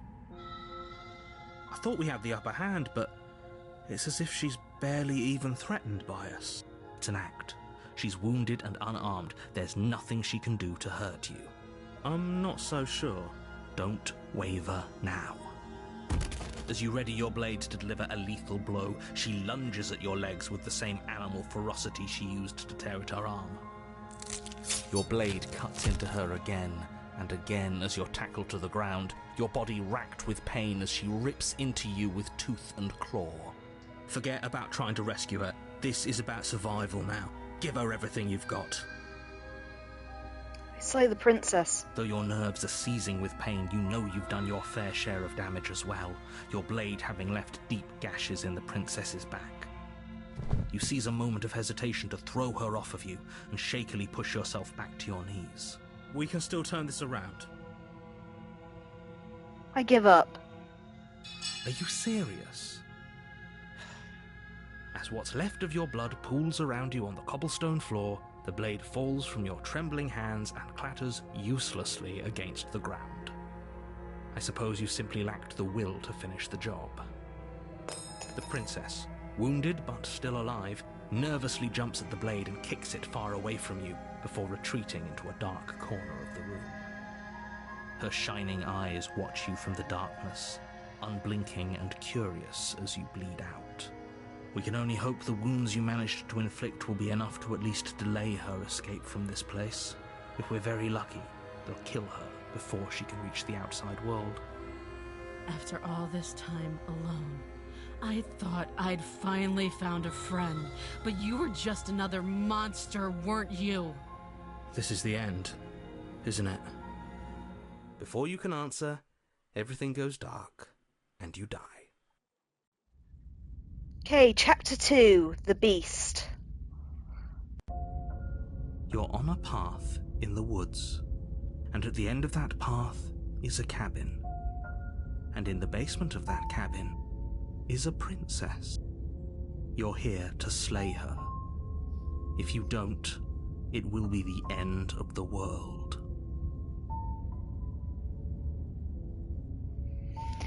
Okay guys, the Beast is another new princess, so I'm going to let you guys take it from here because there's lots of variables where this one can go.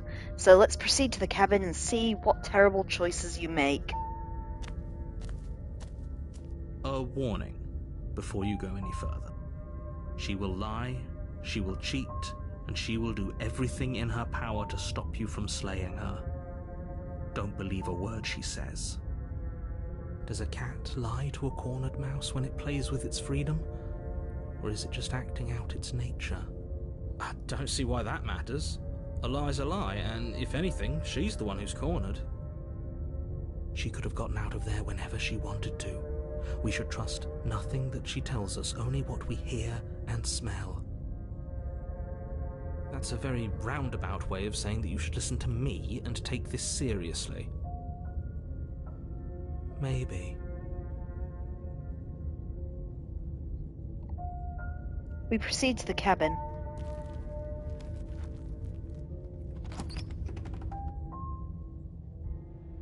The interior of the cabin is ruinous and dilapidated. It feels like no one has lived here for a long time, wind rushing in through cracks and holes in the wooden walls. The only furniture of note is a termite-eaten table with a pristine blade perched on its edge. The blade is your implement. You'll need it if you want to do this right. Okay guys, blade or no? How do you want to go down there this time? Info says the blade. We take the blade. You take the blade from the table. It will be difficult to slay the princess and save the world without a weapon. Okay, do you want to look at the mirror or just enter the basement? Just the basement, okay. The door to the basement creaks open, revealing what's left of an old wooden staircase. It's still sturdy enough that you can make your way down in one piece, though you'll have to be mindful of holes. The air seeping up from below is oddly warm and wet, as if you're descending into a jungle. If the princess lives here, slaying her would probably be doing her a favor. She growls up the stairs. I can smell you. She sounds almost feral, impatient, or maybe eager. You carefully make your way down the stairs. The last step gives way to the damp earth floor of a starlit pit. The walls are obscured by an impenetrable darkness, giving the illusion that the room might stretch on forever. You brush against the wide leaves of plants that surround you on all sides, seemingly the only living things that occupy this strange underground wilderness. The jungle is pressing in on us, hiding her from view. She could be anywhere. You see only a flash of the princess before she scurries away into the underbrush, dragging her heavy chain behind her. Remember, she's just a princess. She is certainly not just a princess. You're not helping. It doesn't matter what she is. It only matters what she does. Her shining eyes appear between the leaves, staring hungrily at you from the darkness. I can hear your heart pounding from the bottom of the stairs, fledgling. You're right to be terrified. I'm so much more than you. And a little splinter clutched in trembling hands won't save you from me. A shiver rushes up your spine and pulls you upright. The air's shifting. She's getting ready to pounce. Move, now. Okay, those are your options. So, where? Don't you hear that clinking? She's in chains, we're fine. You're about to attack me, aren't you? We don't have to kill each other, or move. Info says move. Or we can stand still, Info. Sorry, I didn't realise there was another one. Move or stand still.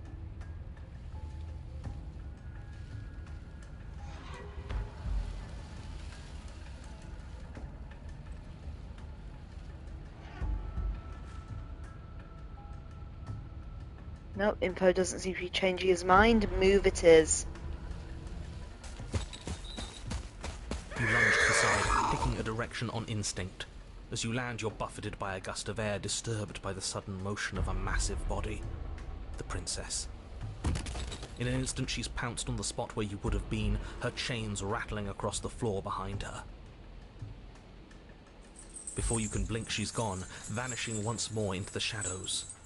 But you still feel her gaze on you. You're faster than you were before, but you're still meek, reactive, prey. You whirl around to find her, and your gaze meets hers, a pair of shining eyes peering out at you from just beyond the basement stairs. So she's cut off our escape. Shit, what do we do? Okay, so what do you want? We don't have to kill each other. Stop hiding and show yourself. I was sent to kill you because you're a threat to the world, or run for the stairs.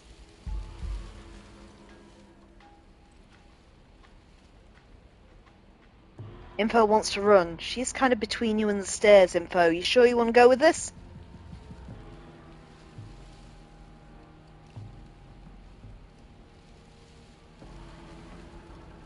Just to make sure. I mean, this is Slay the Princess, so it could go either way.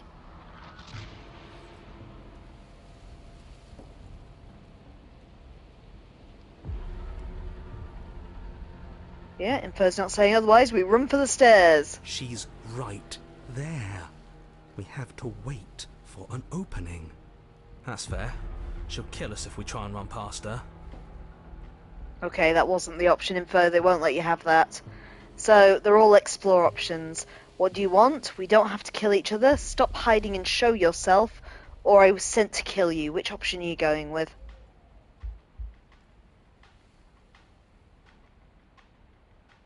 Stop hiding and show yourself, okay?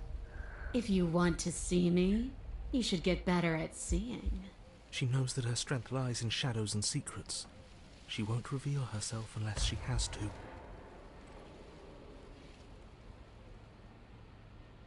Okay, you have the three options from before, or you're deflecting.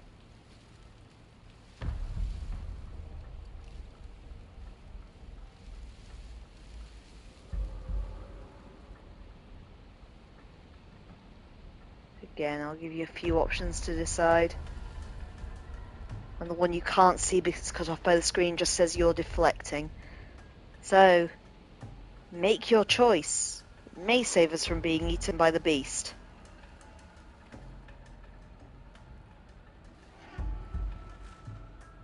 The top one. What do you want? I want to swallow you whole, and I will get what I want. You have no exit. You have no hope. You live and die by my whims, and my whims alone. Don't ask her what she wants, just slay her. Is that all the advice you have? We don't even know what she looks like. Some specifics would be very helpful. She's just a princess. Don't overthink it. She is clearly not. She's coiling for another strike. Be somewhere else. We're on the back foot. The back foot keeps us nimble, keeps us alive. It doesn't matter if it keeps us alive if it eventually kills us. We need to take back the momentum. We need to do something. How exactly are we supposed to take back the momentum? Survive, wait for her to strike and hit back, play dead, or stand still?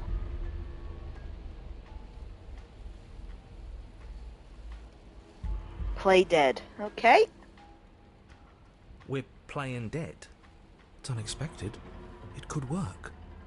As the princess lunges from the shadows once more, you collapse to the ground, feigning death. She lands directly on top of you with her full weight, nearly crushing you into the dirt, but then... silence. Only broken by the sound of your beating heart. It actually worked, didn't it? Only, what do we do to make her leave? Do we just keep playing dead? She sniffs at you, shifting her weight uncomfortably as her face finds yours. Her breaths are hot and oppressive against your skin. Have you seen my great big eyes? Because they see you, fledgling. They see your heartbeat pulsing in your throat. Move, now! But it's too late for you to move. Her jaw unhinges, and she swallows you whole. I guess that's it then, isn't it? Unfortunately for you, no, this isn't it. You are in a dark and caustic place. A thick, fibrous lining constricts around you, its slick surface impossible to grip. Your hands scrabbling uselessly at your surroundings as they compress in on you. Your lungs can barely expand in such a tiny space. Not that the humid, finite air grants you more than a few shallow breaths at a time. The liquid pooling beneath you starts to seep into your skin. You itch, then sting, then burn as the acid begins its slow work. When I killed you, I tried to leave this place, but it wouldn't let me. You belong down there, it screamed at me. The world is better off without you in it. The flesh around you rumbles as the princess begins to move, her thundering footfalls twisting you helplessly about. Your skin protests as the corrosive liquid sloshes around you, but there will be no respite for you in sight. The burning grows stronger, and you can feel layers of you being peeled away. But you don't belong down here. You came from somewhere else. You came from out there. So I consumed your dead heart, and I carried it in my throat, and I draped what was left of you on my back, and I threw myself against that door. She stops, her muscles tensing around you, and through the muffling layers of her flesh, you hear the whine of straining metal. And with a pop, she lurches forward, your body lurching right along with her. Her chains. She's loose. But even then, it denied me freedom. You cannot fool me by draping yourself in decay. I know your true nature, and it is suffering. Gravity pulls at you as you're hefted upwards, the distant creaking of ancient wooden steps barely audible over the thudding of the princess's heart. And then it was gone, and I was here. A new enclosure, a nicer cage, but still a prison. I learned from my wounds. You're alive now. We can leave together. Does that work? Could she free herself if we're alive in here? Do you really need me to give you a definitive answer for you to understand that the situation is grim? Stop her. Do something. You still have that steel claw. Tear through her before we are her. Survive. Or we could use it to make this quick for ourselves. If she needs us in order to leave, we could at least deny her that. That is a bad thing to do. Okay, so we have some talking options, or we can stab her with the steel claw. So we can say, can you talk to the cabin? You could have asked me before swallowing me alive. Spit me out, or I'll kill myself and nobody gets to leave. I have my steel claw, I could use it to hurt you, or just stab her. Info says the first one. Can you talk to the cabin? I understand it, and it understands me. Talking is for those who don't know how to listen. Your body is violently jostled, the disruption causing burning skin to slop from raw muscle, and you hear what you can only assume is the princess pulling against the door to the cabin.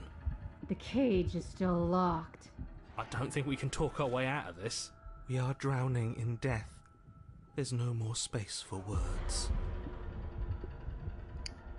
Okay, no more space for words. You are running out of time. So, do we let her leave? Kill ourselves or stab her with the knife from the inside? Let her leave.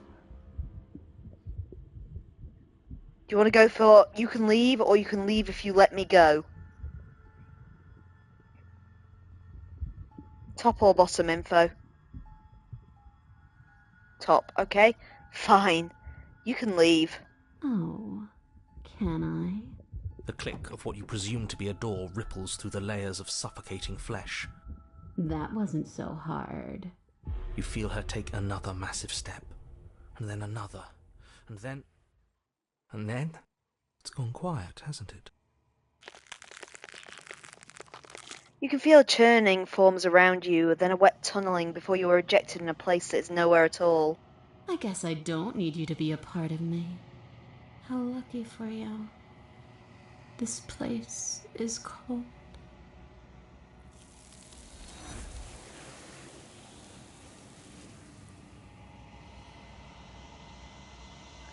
And before you can say anything to her, she's gone. Memory returns. She's gone?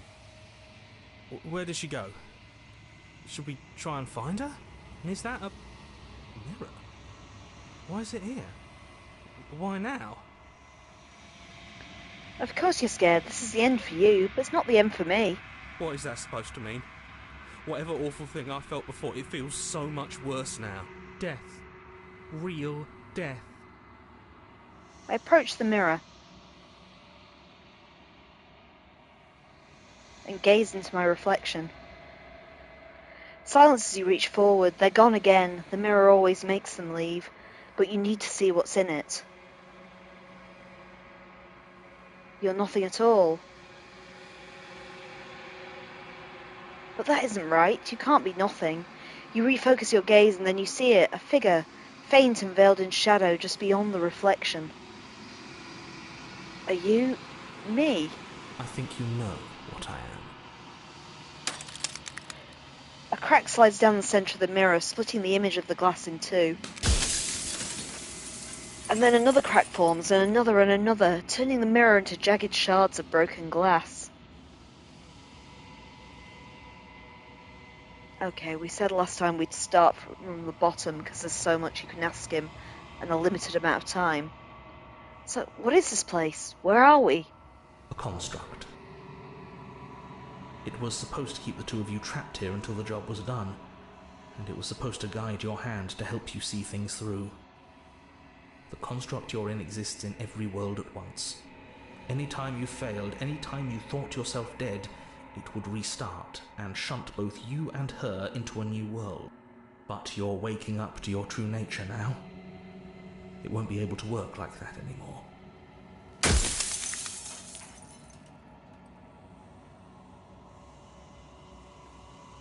What is my true identity? You're the long quiet, the god I made to rid the world of death.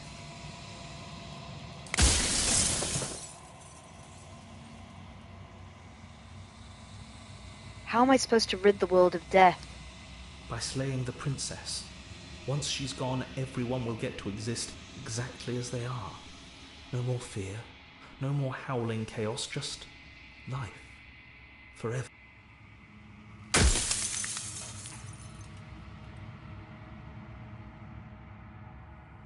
Who cares about dying? I've died plenty of times. You haven't. You've flirted with dying. You've played pretend. But your consciousness is an unbroken stream.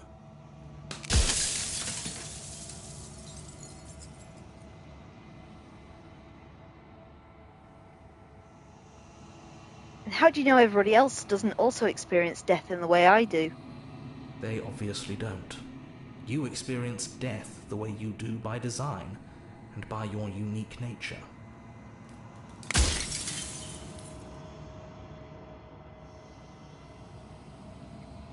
I think you're wrong.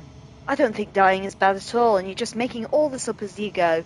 If you really want to waste valuable time telling me I'm wrong when we both know I'm not, then that's your prerogative.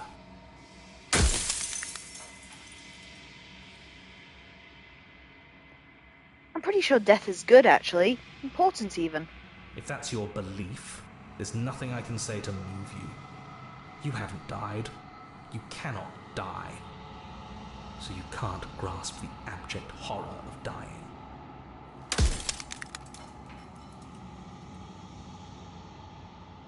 The people out there beyond the walls of the construct, do they know about this? Do they know what you want me to do to them? Of course not.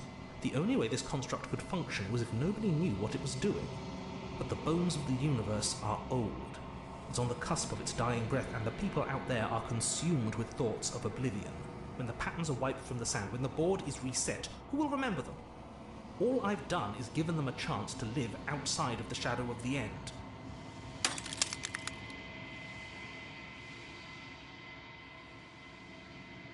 What is the princess? Did you make her too? She is the shifting mound, the ebb and flow, the capacity to change. She is transformation, or most of it. Her nature is why I had to die, for she becomes that which others perceive her to be. But an echo can't perceive things, not in the way that people can. So I tucked a part of myself into the folds of this construct to guide you. Seems that every me you met did a real shit job of it, though.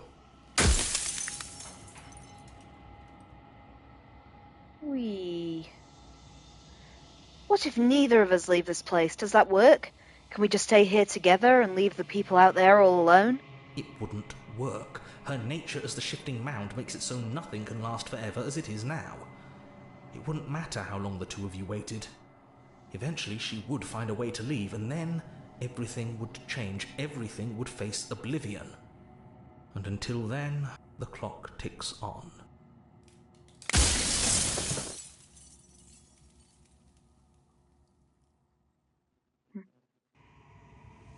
Rest easy. I'm going to destroy her. Are you lying?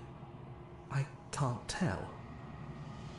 But I've said my piece, and my time is up. I'm just an echo, and every echo fades away. You know what you have to do.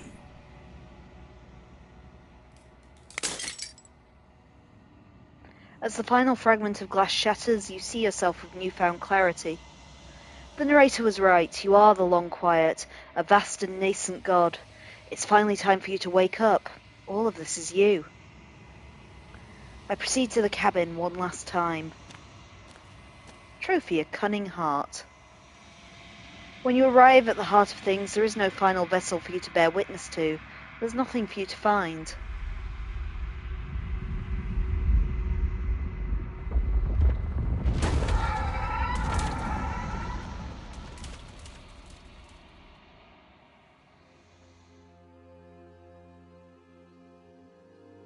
I can finally see you, and you can finally see me.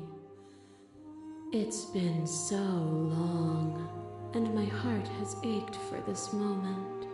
I've missed you dearly. I've missed you too. She unfurls an endless cascade of smiles in response, and then patiently waits for you to continue. Did you know about the echo? Did you hear our conversation? Every word you spoke found its way to me. I know him, and I know his construct. He was deluded by his fear of death. Pay him no mind. I'm the Long Quiet, but I don't really know what this means. Names are their attempts to capture that which cannot be captured.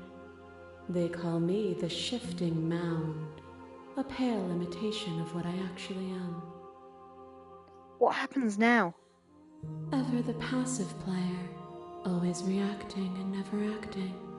But it's woven into your nature, isn't it? When the echo spun us from one into two, he gave you a choice and me a role to play. I am not death, but I contain it in my multitudes. So, will you attempt to destroy me and bring about a world devoid of death and the possibility of meaning?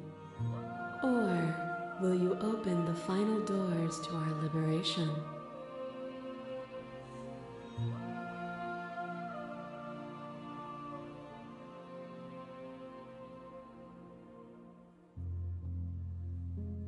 Okay, we said we were going to destroy her this time, so I told you what was going to happen when we reached this point. I slay the princess. I know, and I've been waiting for you to see it through.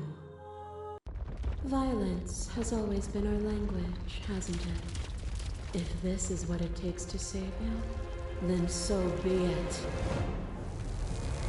You are divine. Pray for something bigger than you that stalks and slinks in shadows.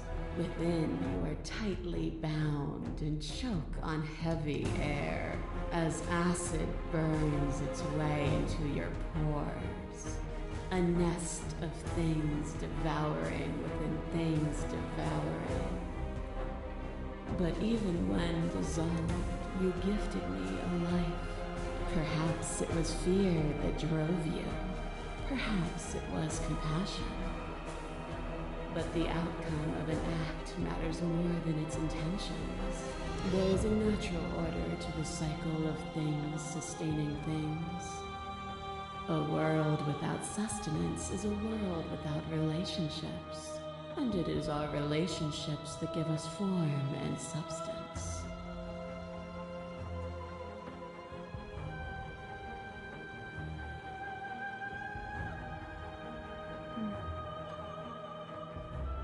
You act as though the world can't exist without you, but I've existed without you. Have you? Or is what you think of as independence merely an illusion?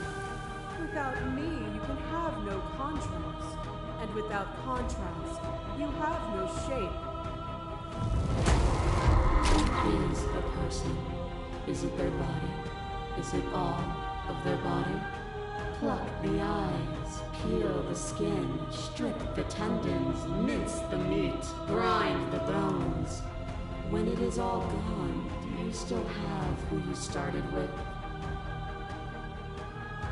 A person is not a body. Death is a transformation into something new. It is only bodies that fear it.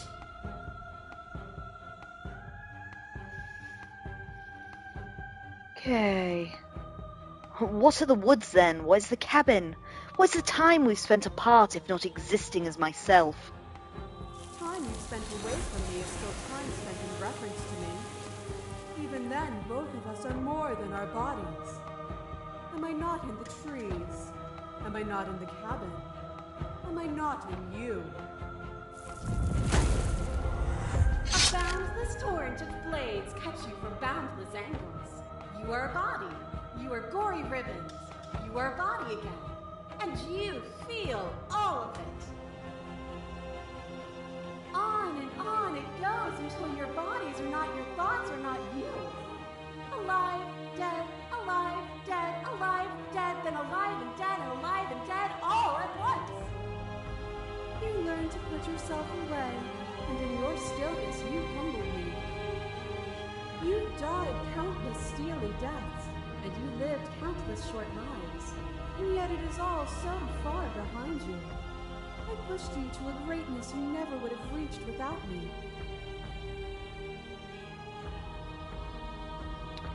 I wouldn't be here I wouldn't be here if destroying you would really leave all of reality as a colourless blur.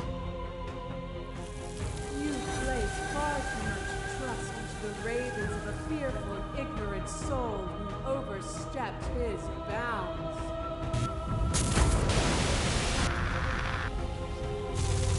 Flesh is a vehicle, and to destroy the flesh is to strand the spirit. With violence you stranded me, and with violence I sought to twist your flesh back into mine. What forced between choosing your death and forfeiting your body? You chose agency, but agency requires action, and action requires endless tapestry of events. In your final moments, detaching itself from reality.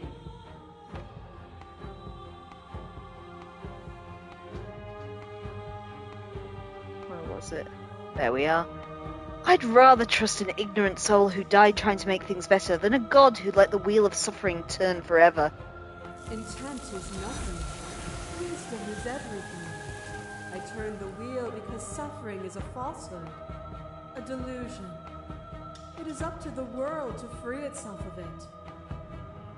Would you plunge yourself into a cold and empty eternity on faith alone? Would you destroy the only other thing like you to save a world you've never seen? As the clash between you abates, the princess relaxes, smiling from a distance. The respite is welcome. Are you still committed to my destruction, or has your resolve started to waver? Nothing is immutable. Everything that is exists only in relation to everything it isn't. There is no constant. There is no center.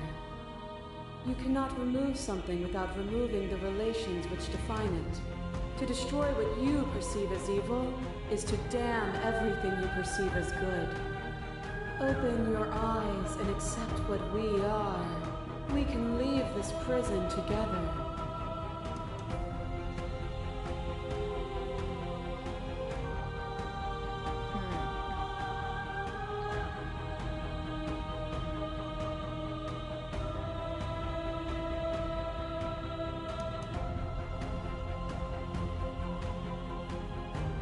You are cruelty itself, and I cannot allow you to exist.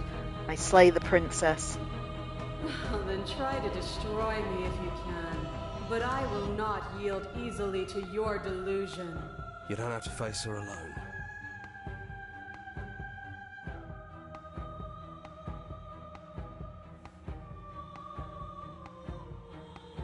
Which hero are you? I'm all of them, I assume in the same way that you're all of you. Where's everyone else? They're still where you left them, stuck in the folds of this place. Part of me is with them, just like part of me is with you right now. There's still a piece of me nestled close to where it all began. I can take you there. I can take you to her heart. It's time to resume our dance. She's relentless, isn't she? Let's make this quick. Are you ready? I'm ready. Then let's go.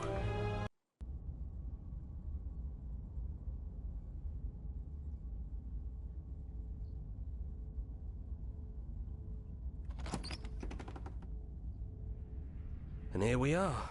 I'd say we were back where it all started, but I guess it's a little after that, isn't it? Do you need me to describe things? That'd be nice. A little comfort in an almost unfamiliar place. Oh, you made it here too? We never really got to talk to her, did we? This one, I mean. No hard feelings about taunting us with our deaths, by the way. I thought it was funny. Not sure about the others, though. They're not happy. Oh, they'll get over it.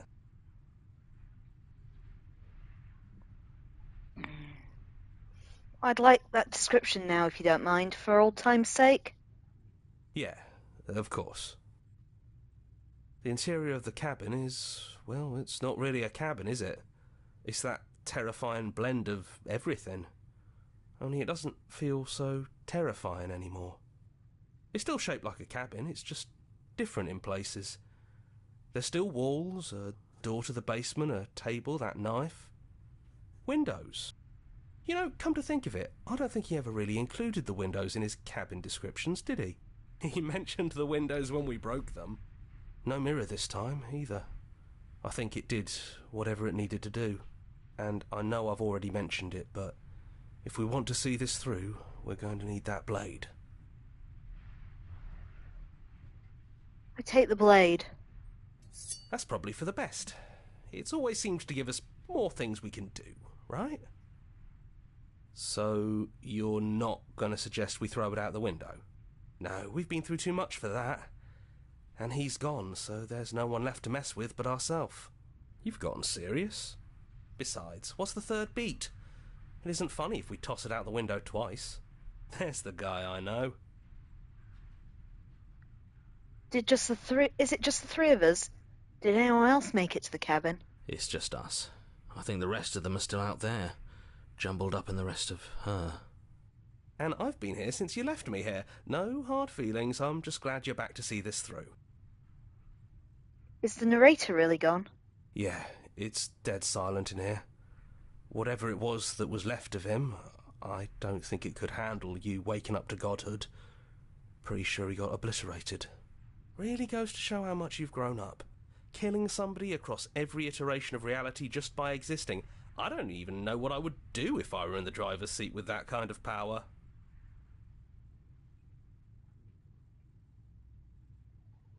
I don't actually know how I feel about him being gone.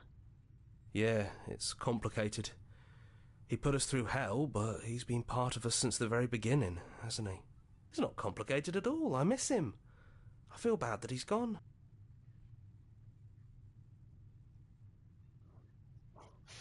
I like the idea I can still throw the blade out the window, but let's see this through. We enter the basement. Those winding stairs again. But now there's only one way forward. Do you remember the first time we were here? The first time we heard her voice? Yeah, it was a real mess. Stopped being fun pretty quick. It's okay. You can come down. The stairs won't bite. Not this time. Let's talk one last time before you kill us, if that's still what you want to do. She doesn't sound messy anymore, though. At least somebody here feels put together. I continue down the stairs. And forward we go. We shouldn't keep her waiting. That was easy compared to last time. Just stairs. No weird fuzzy stuff or nonsense trying to pull us apart. Yeah, that wasn't so bad. Even after everything you've seen, and all the lives we've lived together, you still want to kill us. The Echo really got his hooks into you. Unless you have your own reasons for wanting us dead?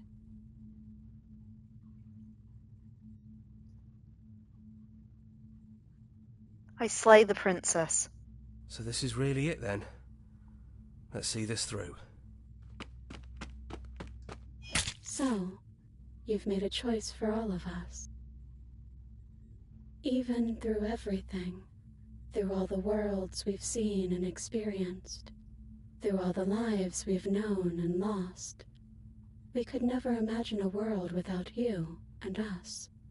It doesn't feel possible.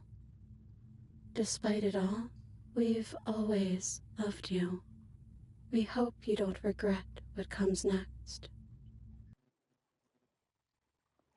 You blink and the princess is gone.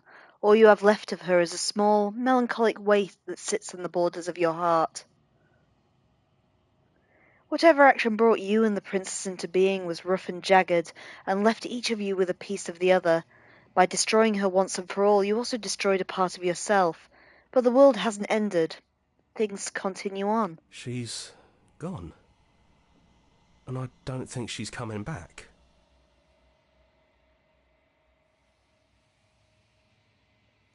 No, she's not. A small part of her is with us. Is that a metaphor, or are you being literal? It doesn't matter, we don't need to linger down here anymore. Let's get going. I leave the cabin. That's right. We've got a whole world to see. You leave the basement behind. Then the stairs. And then you leave the cabin itself. It's quiet here. Yeah, there's not a lot for us to do, is there? The path and the woods outside are an empty canvas, but there's even more to see beyond this place. The fruits of your labour, a world free from death.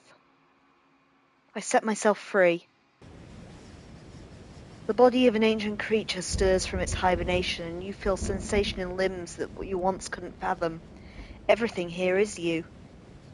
You feel your wings spanning a cosmic scale, but twisted and crumpled and bound in agonizing tension to a finite plane. You can feel the glass of the construct pressing in on you, confining you across infinite sides and infinite angles. You push back and strain against it, but it does not yield. Come on now. It shouldn't be that hard to break out of here. We're some sort of god, aren't we? He's gone. She's gone. No one is left to trap us here but us. I open my heart and bear witness to my new kingdom. At once the unyielding tension gives way.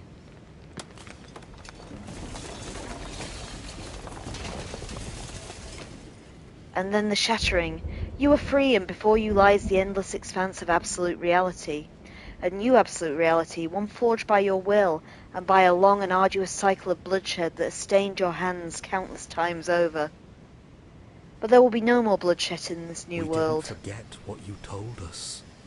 You thought we'd be gone. Thought you could taunt us with death. We never left. We've just been quiet, hiding somewhere else. But we don't need to be quiet any longer. We're the house now. We get to make the rules. And I'm not sure you'll like those new rules. You should never make assumptions about things you don't know. Like whether or not the voices in your head will be gone for good. Torturer. And to think I thought we could rely on you. Can't even trust ourselves. This is going to be fun, isn't it? Slaying our beloved and threatening us with damnation. There's no good ending for you. You all need to lighten up. Telling us we were going to die was funny. I'm not sure they agree with you. Voices get around. Knives out, boys. It's time to get to work. Trophy, a new and unending dawn, and everybody hates you.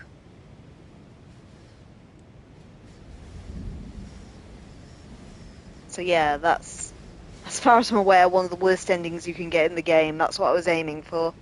So not only did we kill the princess, we pissed off the voices in our head as well by pointing out to them that they were dying. So yeah, that's our second ending of the game, and not quite as positive as the last one now, was it? So we will continue again next time and see what new princesses we can find, and if we can get any more variant endings, because I did see there are a few different trophies for them, so we still have, I think, a couple more that we can play for. Or, until we either see all the princesses or I get bored. There are many, many variables in real life too. So let's just let the credits roll out. They aren't particularly long, and that's where we'll call it for the day.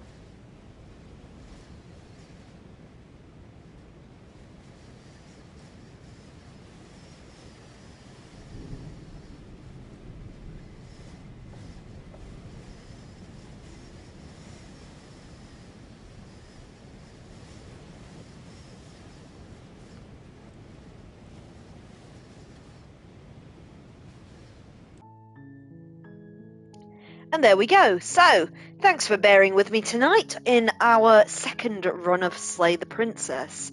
I'm Kim, or Adverse Camber 42. My main stream is live Mondays and Wednesdays at 8 PM GMT and Saturdays at 5 PM GMT, where we're currently playing Legacy of Kain Defiance, a PS2 game, but the version available on the PS5 store. This is my game on the side, just as and when I have a couple of free hours. If you follow the Adverse Camber 42 Blue Sky account, I'll always let you know when I'm going to pop on and play in case you want to join me, see where I'm at, offer advice, all that jazz. I should also possibly note that I do play on a Sunday morning as well now.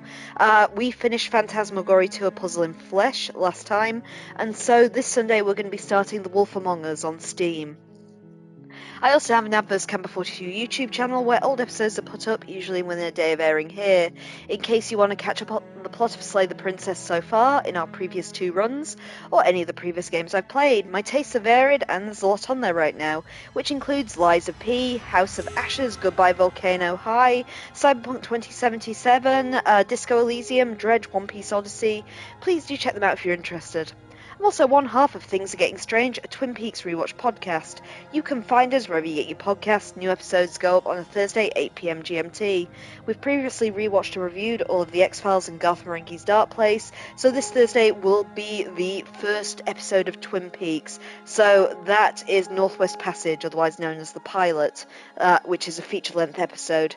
Please do check that out if you're interested, and if you can afford to do so, consider supporting our Patreon. Helps keep the lights on and gives you access to things you can't get anywhere else, which includes a full Let's Play of the 1998 X-Files FMV game for the original PlayStation. Anyhow, that's it for tonight. Again, thanks for bearing with me. I'll be back tomorrow, 8 PM GMT, for the next part of Legacy Kid Kane Defiance. Take care, everyone. Have a great day. Bye-bye now.